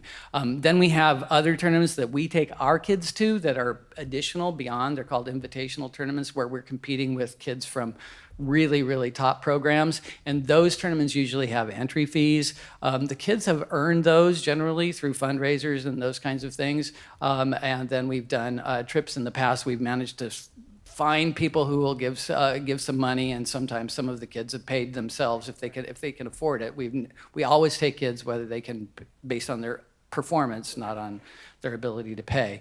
And now, so this year we're going to Stanford, and it's a 3-night trip. It's a 4-day, 3-night trip to compete against national level competition in February, and that's going to be completely funded because of the money that we've been given this year. That was for all academic teams, by the way. It's also paying for our great mock trial team to go to because Sacramento. that's exactly what I was going to say. This, I know we're revisiting, or we're looking at something with the mock trials. Can we just combine that together? Because I know we're probably all thinking the same thing. We should give the same supports, whatever those supports are, because they're representing us. And so I'm hearing we're struggling, the carpool. You shouldn't have to do that. So definitely, whatever that looks like, whether that's agendizing, whether it's coming together, that please can we put that in the package? So I might be able to maybe take away a little of the mystery. Board, you do lots of great things that you don't even know about. Through the LCAP process, when the team first mentioned the grant, Dr. Wyatt looked at me like, I don't know, what's that? Through the LCAP process, you have a budget called operational support, and it's basically a special projects budget, and it goes to things like when Cajon High School qualifies for the state football championship, and it's going to cost $60,000 to get 60 kids up to Sacramento to play a game, and then San G again this year. Where does that money come from? It's not budgeted. So you have a special projects budget, and through some creative financing, we were able to give each of the comprehensive high schools $75,000 specifically and only for their academic teams this year. So that would include speech and debate, mock trial, any other types of academic competitions that they choose to, Odyssey of the Mind, that they choose to participate in. We'll be working on a more strategic approach for the long term. I want to thank Mr. and Mrs. Stowitz. They have been absolutely stalwart and so dedicated to this program for many, many years. We're going to thank them. It was a pleasure to be able to support them this year, and it is our plan to continue to do that. We'll be bringing you a recommendation by the end of the year for funding for next year. So that, Okay, if that takes away a little bit of the mystery, I hope it does. Okay, great, thank you. And then we have Mr. Gallo, and then from Mr. Gallo, Dr. White, and then Dr. Flores. Yes, thank you. Yeah, great presentation, you guys. I'm glad you came up and talked to us about it. It is amazing, you know, what just the maturity that I've seen you guys exhibit over the little time that I've known you, and it's really great. Are there other schools that have expressed interest in starting speech and debate clubs? It's real. I have to tell you, it's a teacher-driven thing. The whole association is run by the teachers who are involved in the program, the coaches, and so on and so forth. So it takes a certain amount of, like doing anything, like being a football coach or anything. It takes a certain amount of dedication. And so Indian Springs had one, but the teacher who was running it left the district. She left the state, as a matter of fact. So not currently. And in the past, before we were speech and debate coaches, there was a team at Cajon several years before we started one, at Pacific, at San Gorgonio, and at San Bernardino. Long time ago. Yeah, well, I didn't know if they've program. actually expressed any interest to you folks, or, you know, in the club, so to speak. You guys seem to be driving the club. We've talked quite a bit with Hank. What's his last name? Rodriguez? No, he's at Rodriguez. I'm sorry. Yeah, anyways. He on his own has started a parliamentary debate team. There's a whole middle school group too, and he's got a team that he's running down there, and we've actually talked to him about getting it going. But frankly, I spend most of my time with my kids. I don't have time. No, I hear you. Well, you know, maybe it'd just be neat to inquire if there's any kind of renegades like you two out there that are willing to invest their lives in this, and I think it'd be great. Yeah, you look at the results; it's just you know, brings tears to your eyes. All right. Thank you, Mr. Gallo. Thank you, Dr. Wyatt. Thank you, Madam President, and thank you everyone for coming here today and, you know, just inspiring us. I want you to know that's what it is. I get to go to the semifinal this year, and that was just an amazing experience. I wish I could have went to the finals, but I had to work that Saturday, and I was really bummed out about that. But that, you know, that was the second time I got to observe mock trial, and just the maturity, the professionalism. I mean, the ability to speak in public. Wow, highest caliber, and to all schools that I observed as well. Redlands and Los Osos, all the young men, young ladies were just beyond exemplary.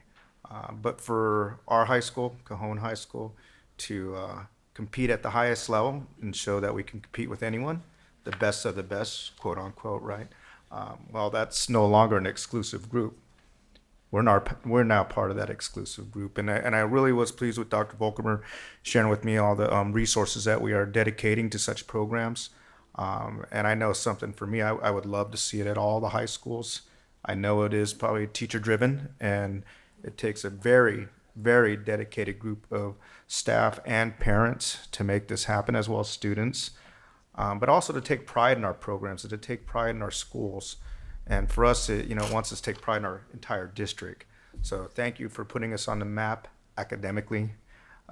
It's absolutely amazing. We hear often of our sports programs, but this is just an accomplishment of the district's basically existence. So wow is all I could say. And then our award ceremony, if you didn't know it, and I just found out about it yesterday, is Tuesday night at the DoubleTree in Ontario, and 5:30 to 6 is check-in, and 6 to 8 is the ceremony. So I would hope that our community that's out there watching, and our staff, and our board and executive cabinet members, and everyone that's involved that could attend, please do, because that's going to be one heck of a celebration that night. And wow, again, just amazing. And I really do appreciate us, going against the best, supposedly, and showing that we can run with them. And I hope this is an inspiration for many other students out there to compete, even inter-district competition, and send multiple teams to the mock trial. That is definitely a dream and a vision for us. So thank you. All right, thank you. And then we have Dr. Flores. I would just have 3 comments. I want to thank you both, Mr. and Mrs. Stowitz. It takes a lot of dedication. As a high school teacher, I loved what I did. It's clear that you love what you do. And it shows in Erica and Isabel in terms of the paths that they've taken. And of course, the parents as well. You see it in your children. And your dedication, nobody can duplicate that. It's your love for the kids, right? And the love for just to see how they grow and what they do. And secondly, Erica and Isabel, I don't know where you're going to be going, but I know that your debate characteristics or acumen that you have will take you far further. And just remember that you learned it from them and from San Bernardino, and be proud. I'm so proud of you. I'm so proud of both of you, because it just shows when we invest in you, look at how you flower, and the seeds that you will plant. That's just wonderful. And then Dr. Volkemer and also board, do we need to agendize to give them more money? So that that you do cover, I don't know if you've calculated a budget and so forth. The kids shouldn't be giving you $20, and you shouldn't be taking. I don't take it. We don't take it. You don't take it. I know, but we should be funding you. Also the money for the for you to buy drinks, to food, etc. I think we need to see what the budget really is, Dr. Volkemer, in terms of that, to follow through. Thank you, Dr. Flores. Yeah. As I mentioned a little bit earlier, we're going to take a strategic look at this, as we did with athletics. And as I think our athletic strategic plan has been wildly successful on a number of different levels, not just about state championships. And I'll share one story under superintendent's comments about that. But we're going to take a good long look at it and bring a recommendation back to you. This is one of those things where it's just about connecting kids to something. It's the same with the arts and your complete and total dedication to the arts, the money you've put behind athletics in the district. This is another venue for kids to express unique and special talents and abilities. And it just accelerates their success in everything they do, as we can see from our 2 alumna that are here. And so we'll bring a recommendation back to you. We need a little bit of talk time and discuss time to bring it back strategically for you. I express my gratitude, but also the gratitude of our board and our cabinet and our community. It's just, how would you say it? You just feel the love. I mean, I feel the love. I feel your passion, your commitment. I mean, that's what a teacher does. I mean, that's what we do, right? Because I'm a teacher, and it's just it makes my heart full. Thank you.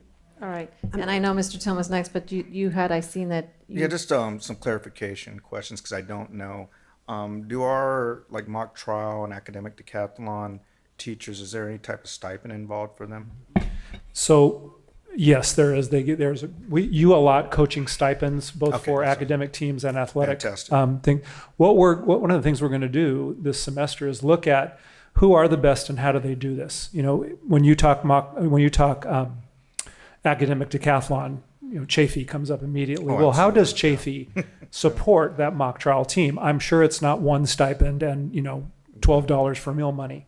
They put significant resources behind that, and you have to get to that level. And so we'll be looking at those things and saying, these are the programmatic needs, the resources that need to be available to the kids if they're going to compete at that level, which we know is the board's intention to have our kids compete with, and they're capable of competing with anybody. And I know we're still in public comments, and this is we're going further in, but I do want to give the opportunity to Mr. Tillman, and then with when you're going to bring us back something that we'll be able to answer those questions as well. And I just want to say, if we're having a strategic planning team for that, I'd be more than happy to join that. So. Okay. Mr. Tillman. Yeah, and thank you all for coming out tonight. I really do appreciate it. And I really hope this is the impetus for people to get the message that anything associated with a fee, the district is going to pay for that fee. From my perspective, from a practical perspective, our district gets a lot of additional funding because of the local control funding formula. And it's always been my thought that should enable us to neutralize the problems that costs pose for a lot of our students. But the only way that's going to come to fruition is for folks like you who are out there volunteering and working hard with these students to know that money's not going to be something that's going to stop you guys.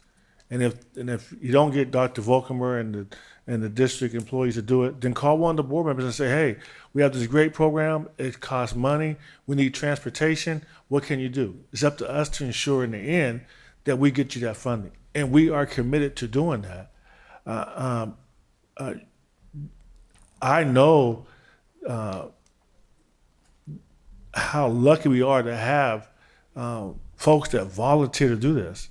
The fact that you want to spend your time to do it, the least we can do is to make sure you have the money for transportation and fees, because we realize how it benefits our students.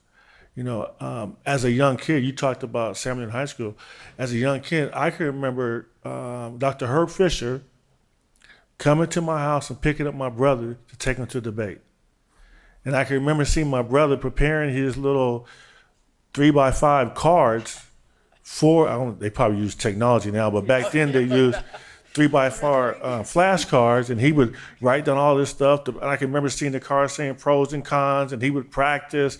And I just picked up some of that myself just from watching him prepare to go to the debates and seeing this guy in this little green Porsche pull up in the front of the house to pick him up at 6 in the morning or 5 in the morning to take him to these debates.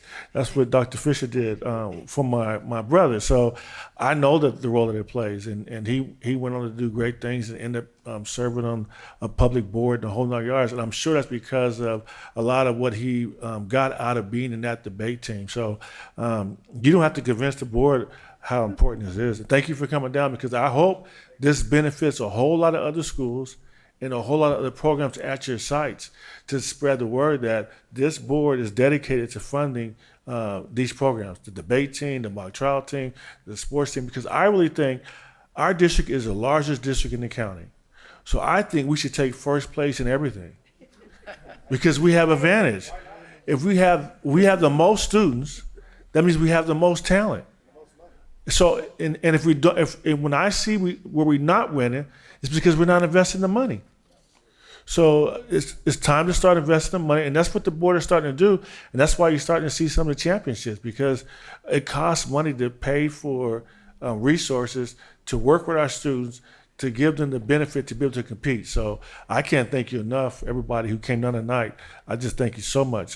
Even the students that come back and testify about how it benefits you, that makes a big difference. And I say to the two students, don't forget where you came from. And after you go on and graduate from these great colleges and get all, at least come back once in a while to give back, all right? Thank you. All right, thank Can I you. say one more thing real quick about Yes, that? go My ahead. husband gave lots of mentions of several other students. Every single kid who's gone through our program is amazing. The particular young lady who's at Pomona College right now, her goal is to become state superintendent of education. So who knows, what goes around might come back right around. All right, thank you. And Thank then you. Dr. Before Dr. Volcom or Margaret, Dr. Hill, did you want to say anything? Since you're the only Just board to member. thank you. I believe in testimonies, so thank you so much. All right, Dr. Volcom. Yeah, my final comment is, Isabel, you know I wouldn't let you get away without giving you a hard time about something. It's just in my nature. So I just want you to know that I'm very glad that speech and debate gave you the confidence to rock those mint green high tops Converse shoes that you have on in public. Go get them. Thank you. Thank you. All And right, thank you. she's at UC Berkeley. She's at 10. But see, the audience was not able to see your shoes, so we should have been able to come up and show off those. No, yeah. All right, well, those are neat. We have one more Thank you public so comment. much. And we do have one more public comment on. Board welcomes Trayvon Martin from CSBA. Trayvon, are you still there? Yes. He's right there.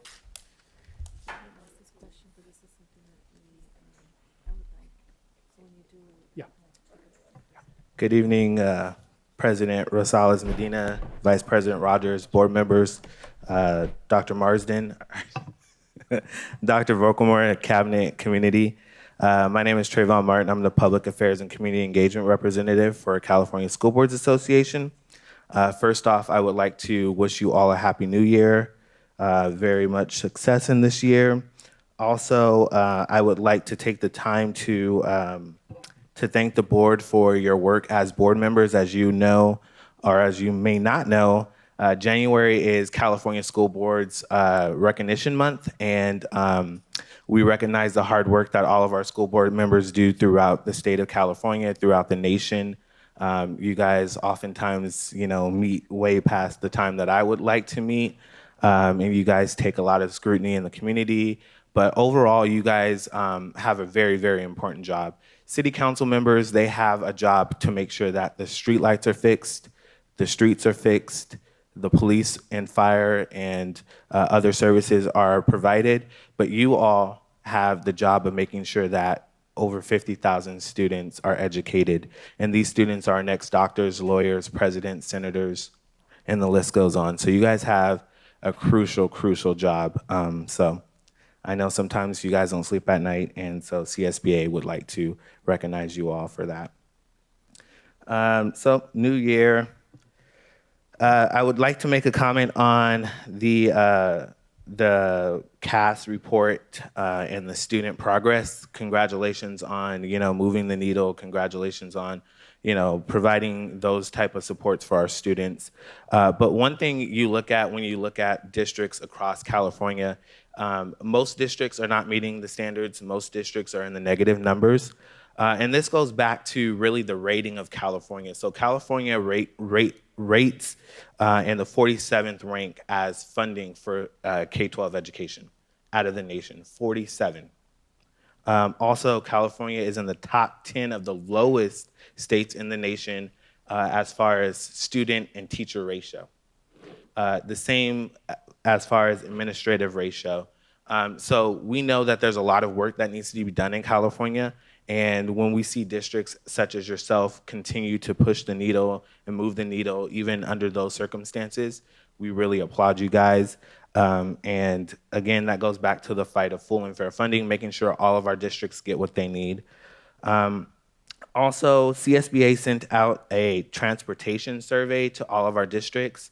One of the goals of CSBA this year is to increase the funding for transportation. So I got the list. I didn't see you guys filled out the survey. The list that I got was end of November, so you guys might have done the survey after that. But if you can get that survey back to us again, we're looking to increase the cost, the funding for transportation, and we need to kind of analyze every district and see what they actually spend on transportation versus what funding they get from the state and federal on transportation. Also, you guys might be aware, on June 22nd, Capital Advisors will be holding a governor's budget workshop in Rancho at County Schools building. It's from 9 a.m. to 11:30. So if you guys want to register for that, that's going to be some great information. You guys might have caught Governor Gavin Newsom's inaugural address yesterday, where he outlined a lot of issues in K-12 education and higher education. And he promised a lot of things. And so we look forward to diving into his budget and making sure those needs are met. Also would like to congratulate Ms. Rogers on her appointment to CSBA's Legislative Committee. As you know, most people think legislatively CSBA takes positions based off staff recommendation.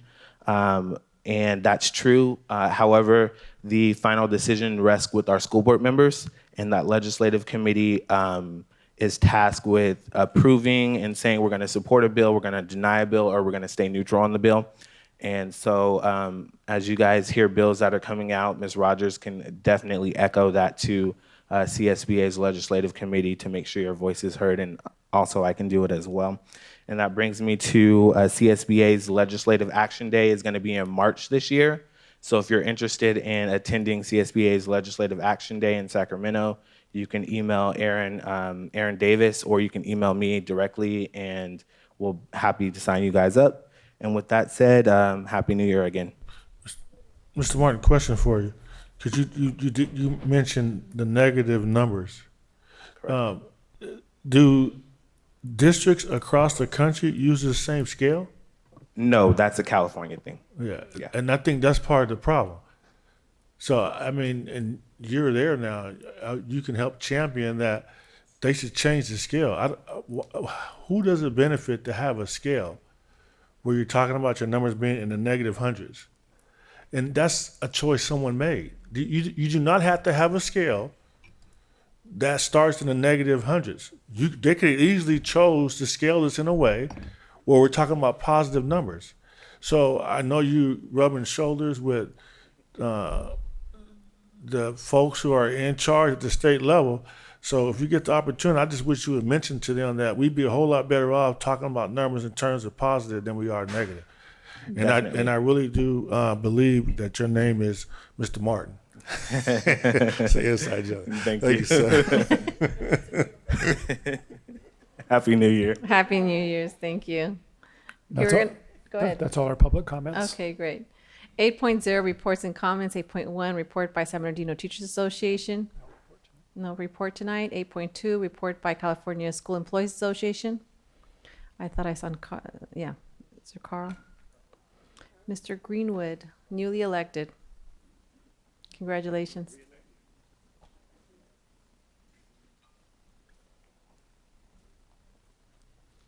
Good evening, board. Just wanted to say Happy New Year, and that we're looking forward to a good next 24 months of working together as one team and one body. That's kind of what I ran on, and that's what I'm going to push forward to do. I want to commend maintenance and operations. We've had to deal with some very serious issues that have taken place, but it's been a breath of fresh air that everyone from the top to the bottom of management has acknowledged the issue, and we're learning to work together as one team, find out what the issue is. Is it a remediation issue? Is it a training issue? Do we need better quality equipment? And that's a breath of fresh air compared to where it was last time I was here. We had to fight for everything. So I commend maintenance and operations management team the way that we're working together. There's not naive enough to think that we're not going to see eye to eye from time to time, but it's not so adversarial, so that happens. That's a part of the game. We're prepared to do what we need to do when that time comes, but we're doing it as professionals. And that's a breath of fresh air. So also today we had to also handle situations on our side. And me as president, I'm letting my people that I'm training know, and I'm letting our people know that we will protect you with everything we have, but we also have to own up to the things that we do. So there should be a fair slate across the board. We deal with it and move forward. So if this can continue to happen, it's going to be a great, great time. So I want to continue to campaign for what's right for this district and what's right for our students. So with that said, I can't wait to keep going forward and fighting a good fight. Thank you. Thank you. Okay, next up is 8.3, report by Communication Workers of America. No report today. Okay, 8.4, report by San Bernardino School Police Officers Association. No report tonight. Okay, moving forward, we are behind. So we are now 8.5, comments by school board members, and we'll go ahead and start with Mr. Tillman and move this direction. No, I don't have any comment. Thank you. Okay.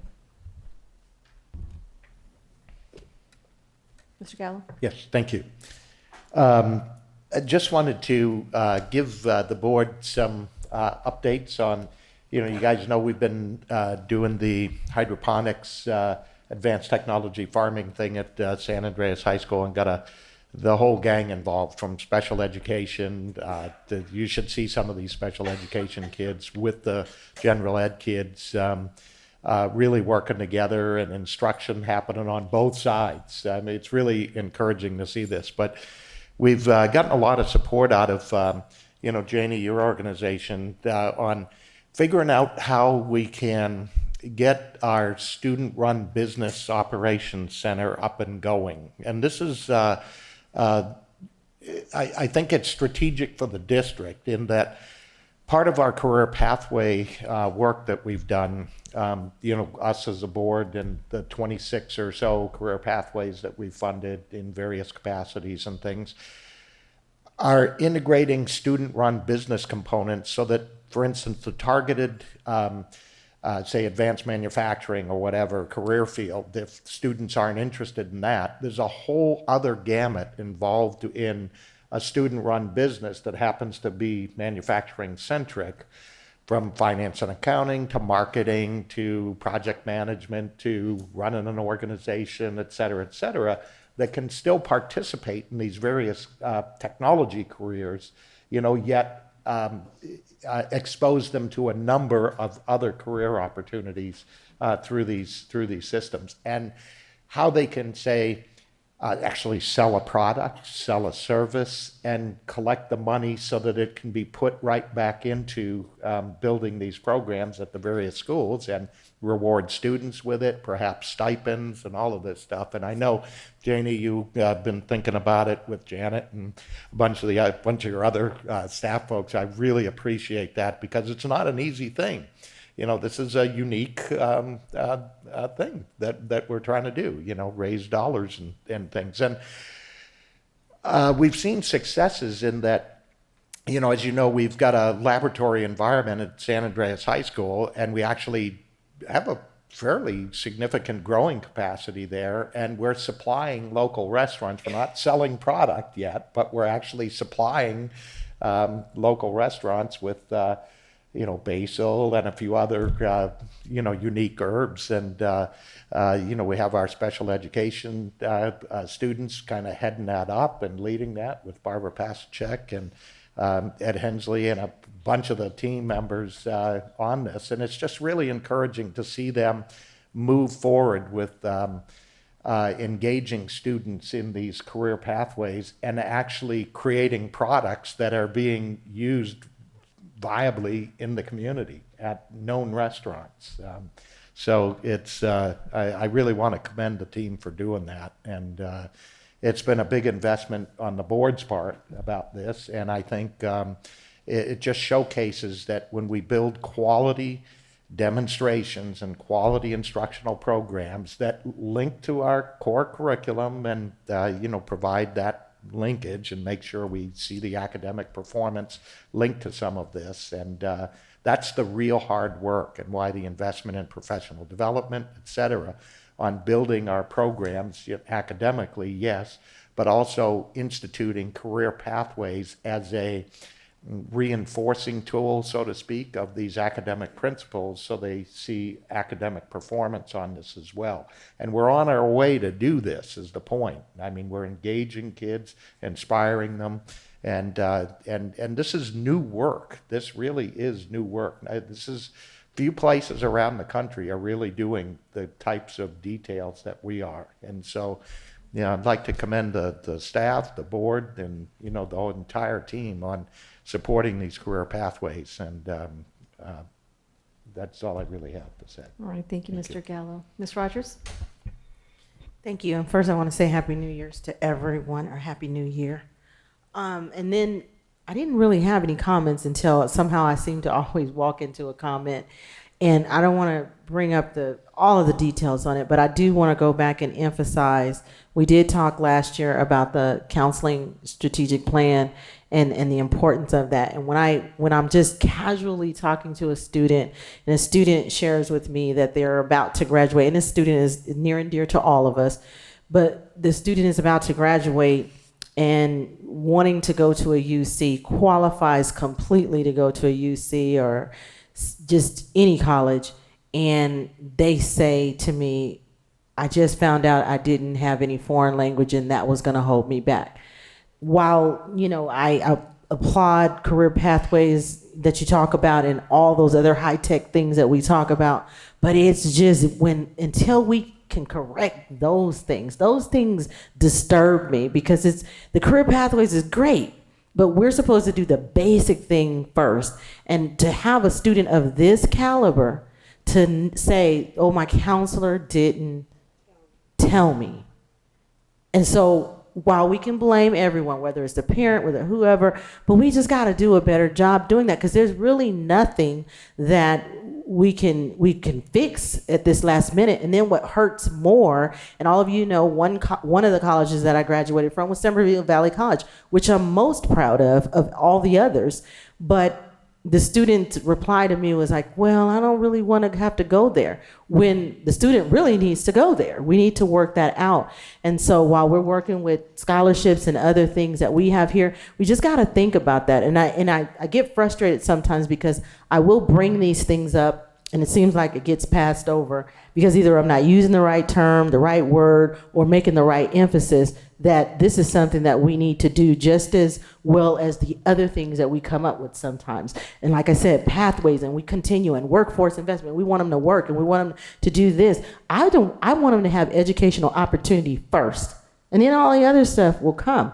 But when they're not in a foreign language class, and I'm not going to tell a student, well, go to Cal State or wait and go take a foreign language, when they can do all of that basic stuff here now while they're here in our district. So we have that challenge. I'll share with the powers that be that can jump in and fix it. I'm personally going to work with the student because I want the student to know that there is a home for them at Valley College, and not to start discounting. We need to fix it. So I hope the strategic plan that I'm calling it, not just an update on what we're doing in counseling. I've talked to you, Dr.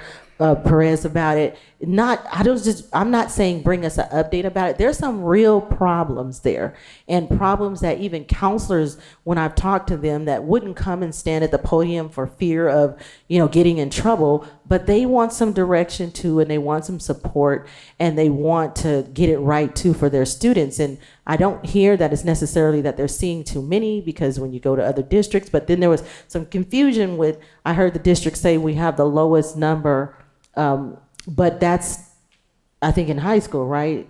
because then someone said, oh, but I have 600 in elementary. And so I don't know what it is, because that's, not my job necessarily, but we have to do something. The counselor role is huge when it comes to the academic of what you're doing, Dr. Mitchell, and all these wonderful things that we're doing.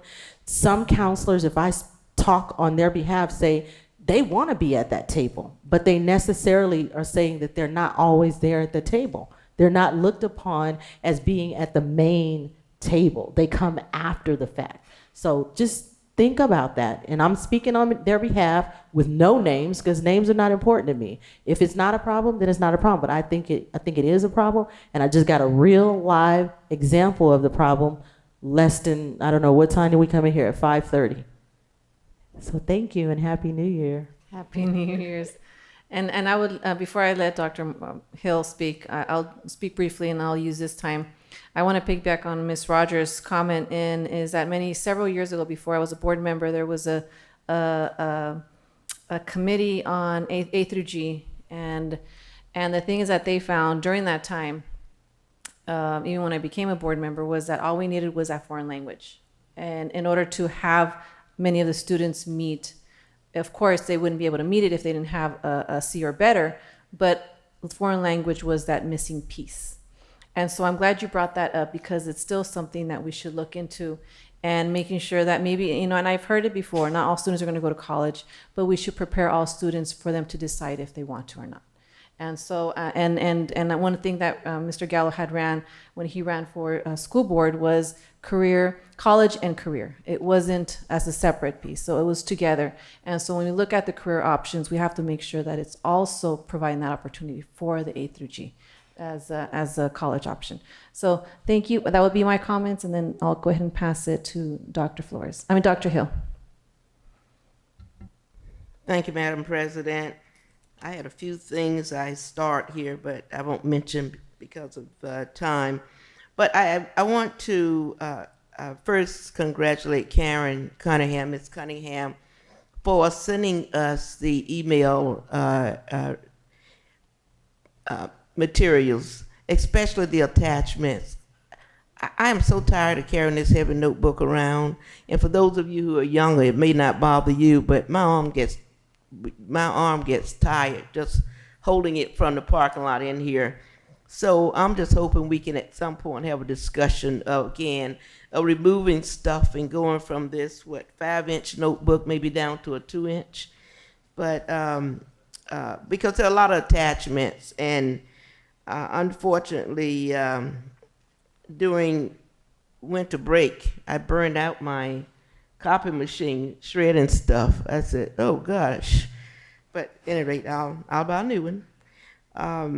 I had an opportunity yesterday to do the oath for Ted Alejandri, our county superintendent. It was absolutely wonderful. The Dorothy Ingram building is absolutely a beautiful facility. So if you get a chance next month when they have their open house, please go there. Attended a few things where students were involved in. I know Ms. Rogers had an event, and there was elementary school student who's a young entrepreneur. There were models there from the middle and high school. And we even had a student there who had been accepted at West Point. So we have students who are doing fantastic things. Had a chance to attend the Divas Tea. And again, a great group of young people doing some good things. You've heard already about the toy giveaway at Mount Vernon Elementary School, and Dr. Volkman and his family was there as well. Gave toys to over 500 parents, toys and food items. And other than that, I'm really pleased when I hear a lot of the testimonies on how students are doing. So I'm going to take this moment just to share with you a student I heard from, or this old staff at St. Andreas. I heard from is a young man who really didn't want to finish high school, and he even shared with me. He said, I don't have to because no one's making me. He said, I'm not sure my parents, they don't care whether I graduate or not. He said, no one else in the family has. But we talked, and I guess he said I must have bugged him because it got to the point that I begged him. I said, well, at least go to community college. Well, I got an email from him, and to make a long story short, his name has a doctor in front of it. He's a professor at the University of Washington, and he has written a number of articles, and he deals with students. He said, like the one I was. So I just want to let you know we have some young people out there doing some fantastic things. And so for all of our young people in the district, I just want to say thank you. Thank you for letting us know that you really do care and you're doing a good job, and have a good year. Thank you. All right, thank you, Dr. Hill. Dr. Flores? Yes, I want to wish everyone a happy new year, all of you and the community as well. I had an opportunity before break to go to Vermont. I can't remember the brothers' names. Do you remember their names, Dr. Wilkemer? They annually give, I just blocked on their names, but they gave every single child a toy. 700 kids, a toy. They also give them backpacks at the beginning. And they grew up there, and they're very successful businessmen. And they're giving back to, actually they went to school there. It's just, Ms. Rogers, do you remember their names, their last names? What are they? Yeah, the ones that we honored. I can't remember their last name. I'm blocking right now. I'm sorry, it's kind of late. But anyway, I got a chance, and they're just heartfelt, you know. They grew up there. They grew up there, and they gave the toys. So it was a momentous time to go. And also the parents prepared a wonderful, wonderful meal for all the teachers and the guests that were there. So that was wonderful. Dr. Volkemer and Ms. Christakos, I would like a BC, an update on the solar panel installations, phase 1 and phase 2. The phase 2 was to get an estimate for what it would cost for all our elementary schools that don't have them. So I thought, I know that they're just about finished with phase 1, I think. And I think that you already asked them to do an estimate. You meant that don't have lunch coverings, right? Right. The estimates of, the estimate of what it would cost for phase 2. Didn't you ask them to? For solar or for lunch covers? Both, for solars Okay. and lunch covers. So we yes. did an update on the solar, I'll pull that. And But Dr. Flores was thinking they could do solar coverings for the lunch. Right, for those two. So I figured by February 4th, by our next, not this meeting, but maybe in a month from now, we could have a BC on there. And then I want to brag a little bit. In 1979, I was co-author of Reading in the Bilingual Classroom, Literacy and Biliteracy with doctors Kenneth Goodman and Yetta Goodman. I was a doctoral student then, and it just has been reissued. So it's 40 years later, and I just wanted to share that with you. Yes, I'm really proud of that. And I read it, I reread it. It's right on. It's right. It's real. I go, oh, we were prophetic. Anyway, I mean, I could add a whole bunch more because of what we've done and and so forth. And I think I'm going to probably come out with another edition, but I'm really proud of it. I'm going to share that with you. Don't you think that's wonderful? And I also want you to know this is the first time in 1979 that the word biliteracy appears in print. And I fought with my professors. They said that word doesn't exist. I said, yeah, it does. If you can say it and you can spell it, it exists. And so so that's why biliteracy is on there, literacy and biliteracy. Thirdly, the new governor, Newsom, came out and said he wants to do a preschool launch for 3 years. And I just wonder, Dr. Volkemer, I know that's an additional thing, but I hope that we're looking ahead so that, I don't know whose jurisdiction is, okay, good. It's Dr. Pettis's. So just for us to get on board and so forth to see what, what's coming down the pike. And then lastly, did Dr. Wiseman leave? Is he coming back? Where is he? Oh, there he is. I know that I asked this, I don't know if it was last year or 2 years ago, but I really would like to know how many teachers, program specialists, and ELFs we have with BCLADs. I mean, that should be easy to come up with in terms of numbers, in terms of our credentialed teachers. I would just like to know that. And I want to thank you, Dr. Mitchell, for including the Hanover document. I read it. It's very, very comprehensive. And except they put a hyphen in biliteracy. There should not be a hyphen in biliteracy. But anyway, okay, I thank you very much. That's all my comments. All right. McGuire, oh yes, the McGuire brothers. Yes, the McGuire brothers they're just wonderful people, just let me tell you. And they're going to continue to do this for our kids. So, okay, thank you. Thank you, Dr. Flores. Dr. White? Thank you, Madam President. I'll try to be brief. As I mentioned earlier, our Cajon Championship Cajon mock trial team, the banquet will be Tuesday evening, 5:30 at the Doubletree in Ontario. I'd love to see everybody, attend and be there to support them in this unbelievable accomplishment and achievement of first in our city. So, hopefully we'll all be there to congratulate them. I happened to just be at work, and one of my colleagues handed me this magazine. It was the High School and Colleges Architecture magazine. And it was pretty amazing. He said, "Hey, did you guys see your performing arts theater in the magazine and received this national recognition?" I said, "Well, I had heard about it, but when they had showed it to me, and I wish I would have brought it in. It's in my car right now. But right here at Indian Springs, our performing arts theater, and pretty awesome to.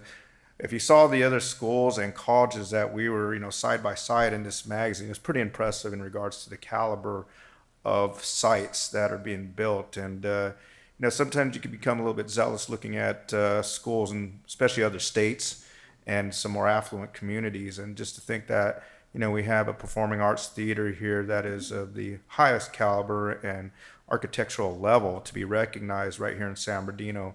That is truly putting our money where our mouth is, and giving our students access to state-of-the-art facilities. And I know we talk about state-of-the-art programs and whatever it may be, but that is definitely a state-of-the-art facility. I can't wait to see our performance in there, and when we do have them, to invite our community to be there, because wow, pretty awesome facility. And then my last comment is to my colleagues and our executive cabinet, our administration, our leadership of this district. I've been in attendance to a couple meetings recently in the last couple weeks, board meetings and other local government meetings. And, I want to acknowledge and commend our level of professionalism and our ability to communicate with one another and respect one another while we're up here on the dais. I mean, I think it reflects tremendously on our community, our city, our school district. And as Mr. Tillman was saying earlier, this board wants to do everything we can to have our students succeed in every way possible, whether it's in English language arts, our English learners increasing their ability, our athletic programs, our VAPA programs. That is what we want to see for our city and our students and our community. And by us, and you hear Dr. Marsden say it often, when you have an executive cabinet and leadership and the school board working together coherently, we talk about coherence, anything is possible. And we say we want to make hope happen. We're making success happen at a very high level. And I'm really proud of our efforts and what we do. So thank you to you. And, I just want to reach out to our newly elected officials for our city and say, we are here and we're waiting. We're ready to work with you and to make things happen at our city at a higher level. So I think we're a great example of success within our city. So let's get together and make it happen. And I noticed that all of us kind of like have little giggles on the side, but we are hoping that the city will reach out and work together, definitely. Thank you, Dr. Wyatt, for their comments. Board members, Dr. Volkomer. Oh, wait, hold on. 8.6, comments by superintendent and staff members. Dr. Volkomer? Thank you, Madam President. Just a couple comments. I want to also wish everybody a happy new year. I want to officially welcome back all the members of our team out there, all 8,000 of them, as well as our terrific students and their families. We're glad to be back. We were glad for some rest time, but we're glad to be back and looking forward to a terrific second semester. I want to introduce a couple new members of our management team. We have two of our new managers that are going through our onboarding process, which is an important part of our what we call our human capital systems. Sarah Gapp, stand up, Sarah, is the new vice principal at Curtis Middle School. Give her a round of applause. And Vilma Sandoval is the new principal at Thompson Elementary School. I got to introduce Vilma to the staff yesterday, and then we teased them. We introduced them to the new principal, who most of them have already met, and then we whisked them right away to go to the onboarding process. So anyway, welcome, ladies. Thank you for being here this evening. Just a couple quick announcements. Dr. Wyatt talked to you about the mock trial award ceremony. You do have an invitation at your desk in case you didn't write that down. You do have an invitation. Hopefully you can all be there, or as many of you as possible, to celebrate with our mock trial team from Cajon High School. Also want to congratulate Coach Nick Rogers from Cajon High School. I think at our last board meeting we mentioned that he was nominated as the LA Rams High School Coach of the Year. He actually won that distinction. He is the LA Rams High School Coach of the Year. Yeah, so that's a pretty significant accomplishment on his part, and he's had another terrific season. Didn't quite get as far as he did last year. But just one quick story about our athletic strategic plan. I had the opportunity to go up to Sacramento to watch San Gorgonio High School play in the state championship game. And you never know what's going to happen in those games. And it was truly, truly an epic battle. And I couldn't be prouder of our kids. And here's why. Not just for the level that they got to, but there were two times in that game when they easily could have shut it down.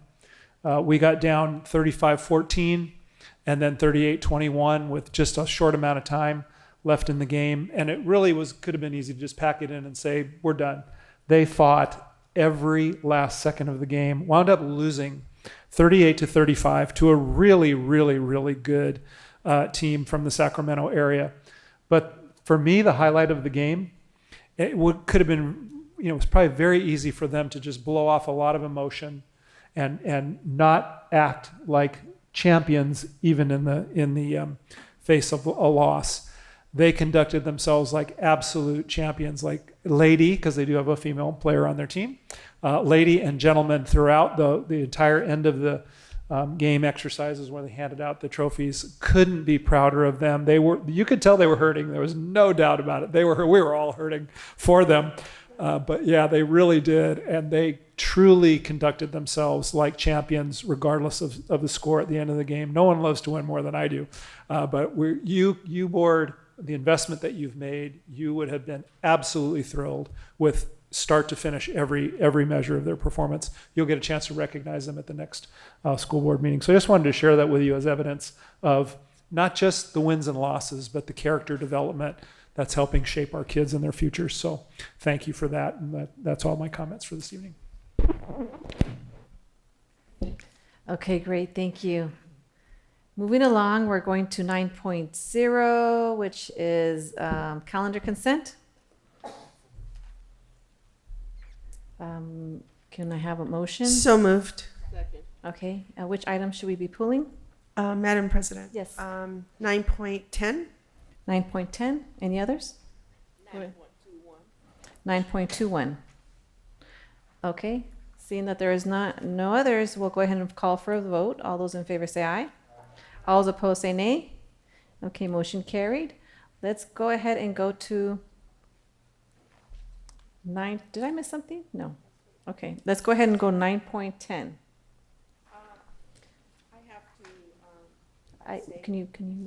We can.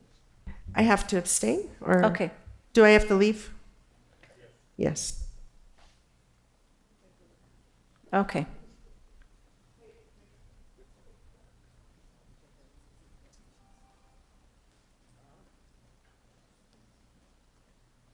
she's still here.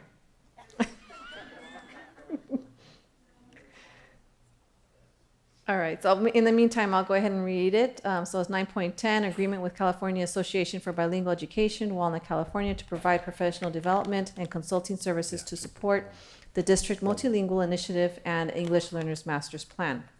So move. Any discussion?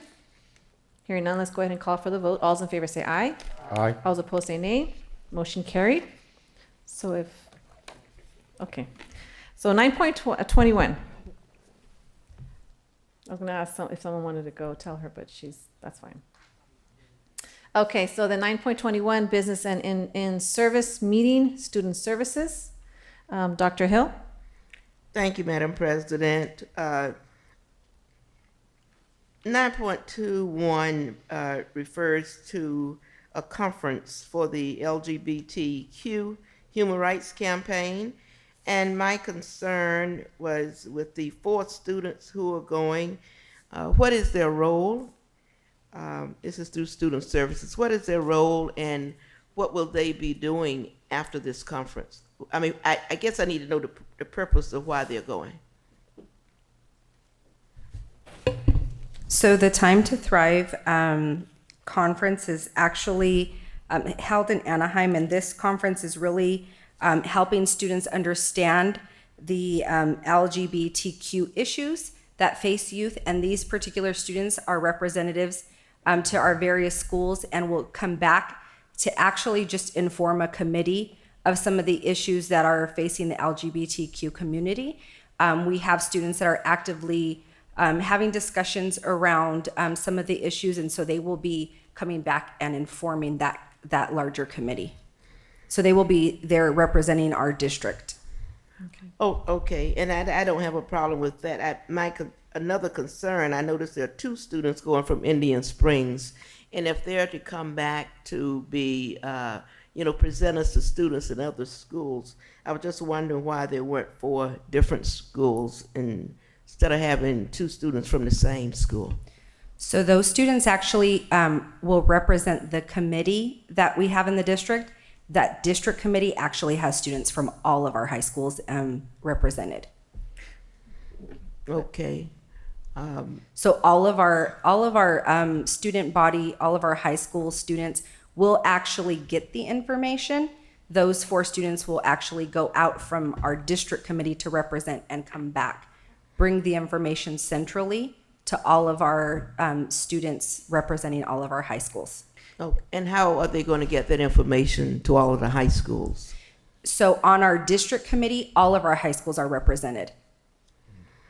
I think Dr. Hill said, and I agree, maybe they can add people, Dr. Hill. One from let each high these folks go, but there are people from the other high school, because it's nothing like having a person from the high school too. And so I don't know exactly if these students, these 4 in particular, if they volunteered to go or how that selection process happened.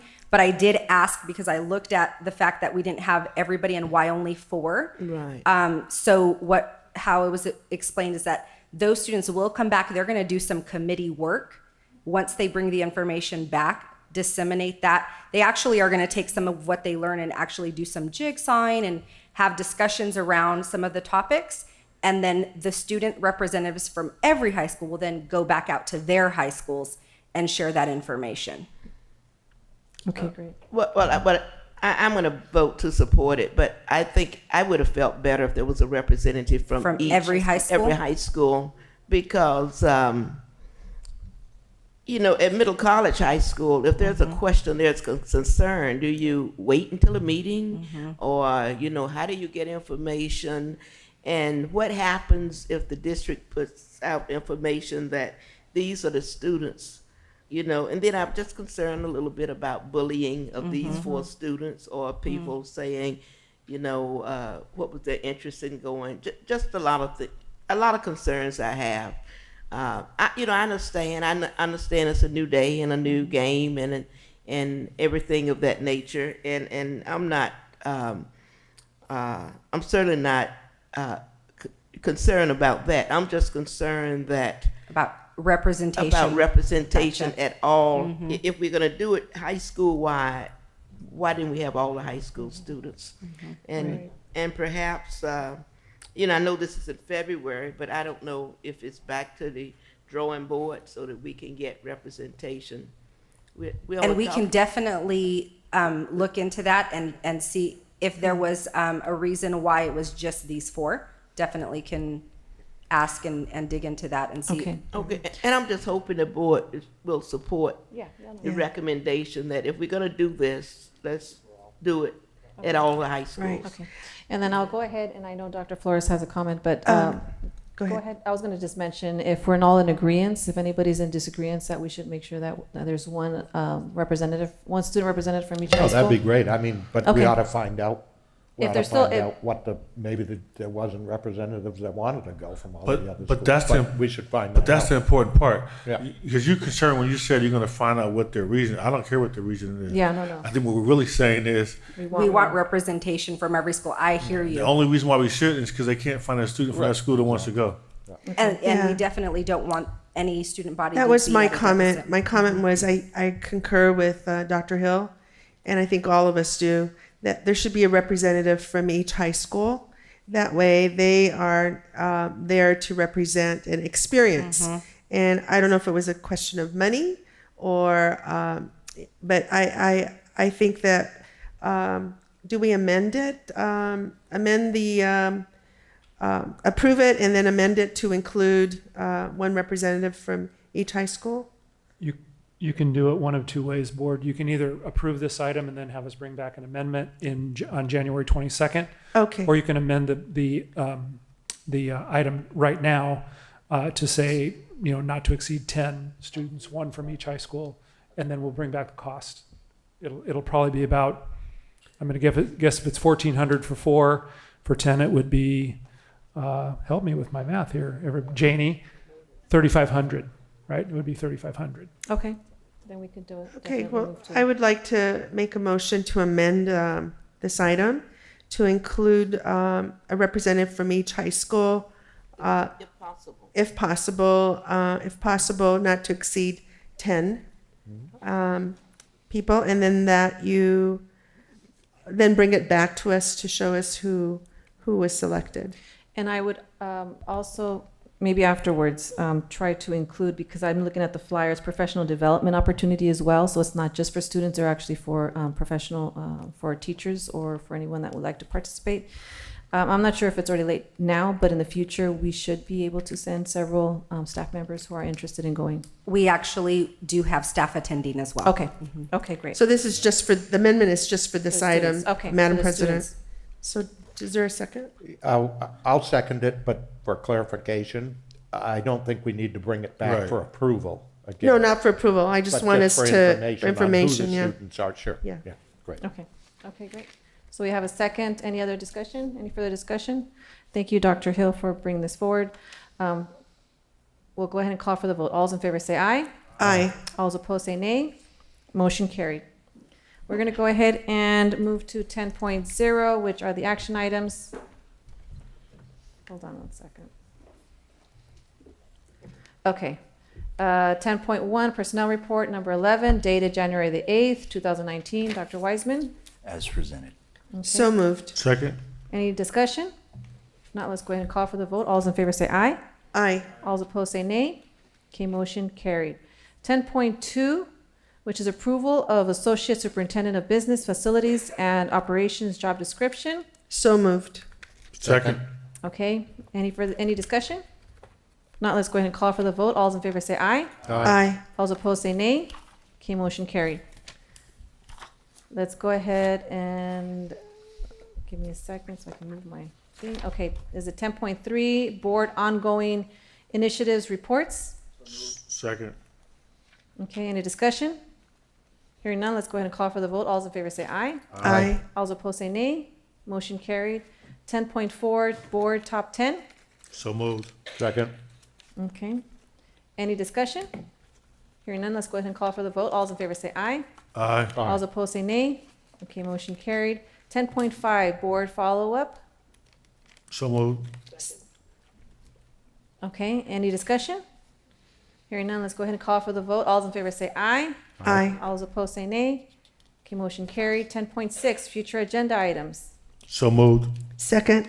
Okay, any discussion? Hearing none, let's go ahead and call for the vote. All those in favor say aye. Aye. All those opposed say nay. Motion carried. Now we're going to 11.0, summary of board requests. And then Dr. Perez will go ahead and do this. Yes. Okay, so I have 6 items for follow-up this evening. The first being the request for information related to 8th grade math performance discrepancy.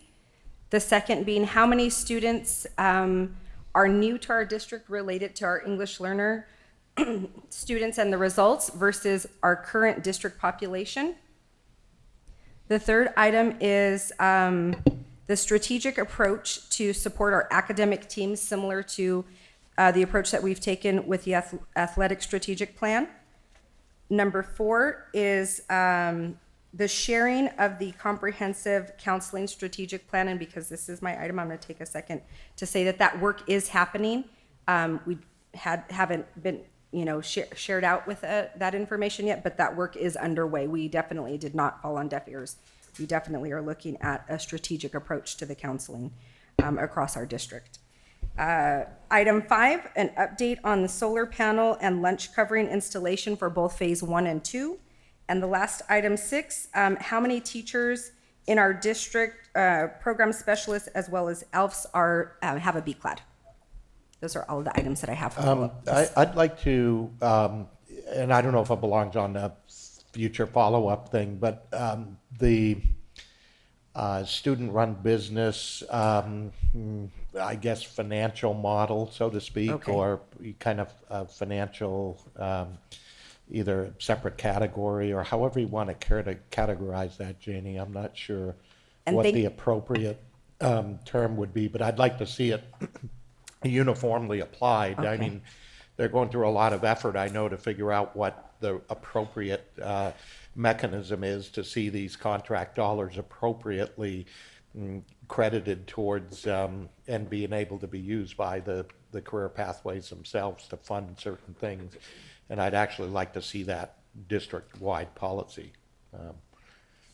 So we're looking at the establishment of something that can be taken to. How we would, how student-run businesses can basically sell and market their services and receive the benefit of those services in some form of funding mechanism that would put it back into things like stipends, funding the career pathway, materials, supplies, et cetera, et cetera. And I know that it's an operations issue, and it's something that I'd like to get on the list just as an action plan. Does that make sense, Janie? Mm-hmm. Yeah, okay. Okay. Thank you, Mr. Gallo. Thank you. Those are all of the items I have for this evening. And one thing on the solar, I understand, we've had some personnel changes that's kind of put that on a, maybe we want to get those implemented. There was things going on with and- trade, getting some of the panels from other countries. But we gave a BC recently. I think they're all going to be done like right about now, the phase 1. And so the phase 2, they're still gathering information.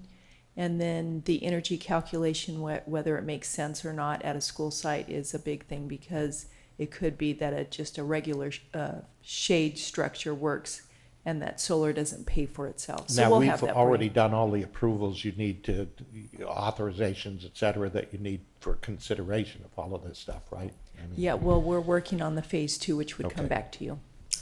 Just so, I think just for clarification for what Dr. Flores was asking for, I think it's a little bit of a caveat. I understand what you're saying about they're going to do an analysis to determine if solar is going to be beneficial cost-wise. But then I think you also want to compare it to look at that cost and say, okay, even if we don't get the amount of savings we would normally get looking at solar, is it still cheaper to do this for covering for students to eat rather than to do it without solar? Thank you. Okay, thank you for that. Moving along, we're going to go ahead and go to 12.0, which is now closed session, just to make sure everything's right. Okay, so 12.1, we will now adjourn to close session to finish, but we won't. No, we won't. Will we be reporting out? Okay, we will be reporting out. But can I say? Yes. Are we going to vote on these other items? Can we just vote on these before we leave? That we can leave?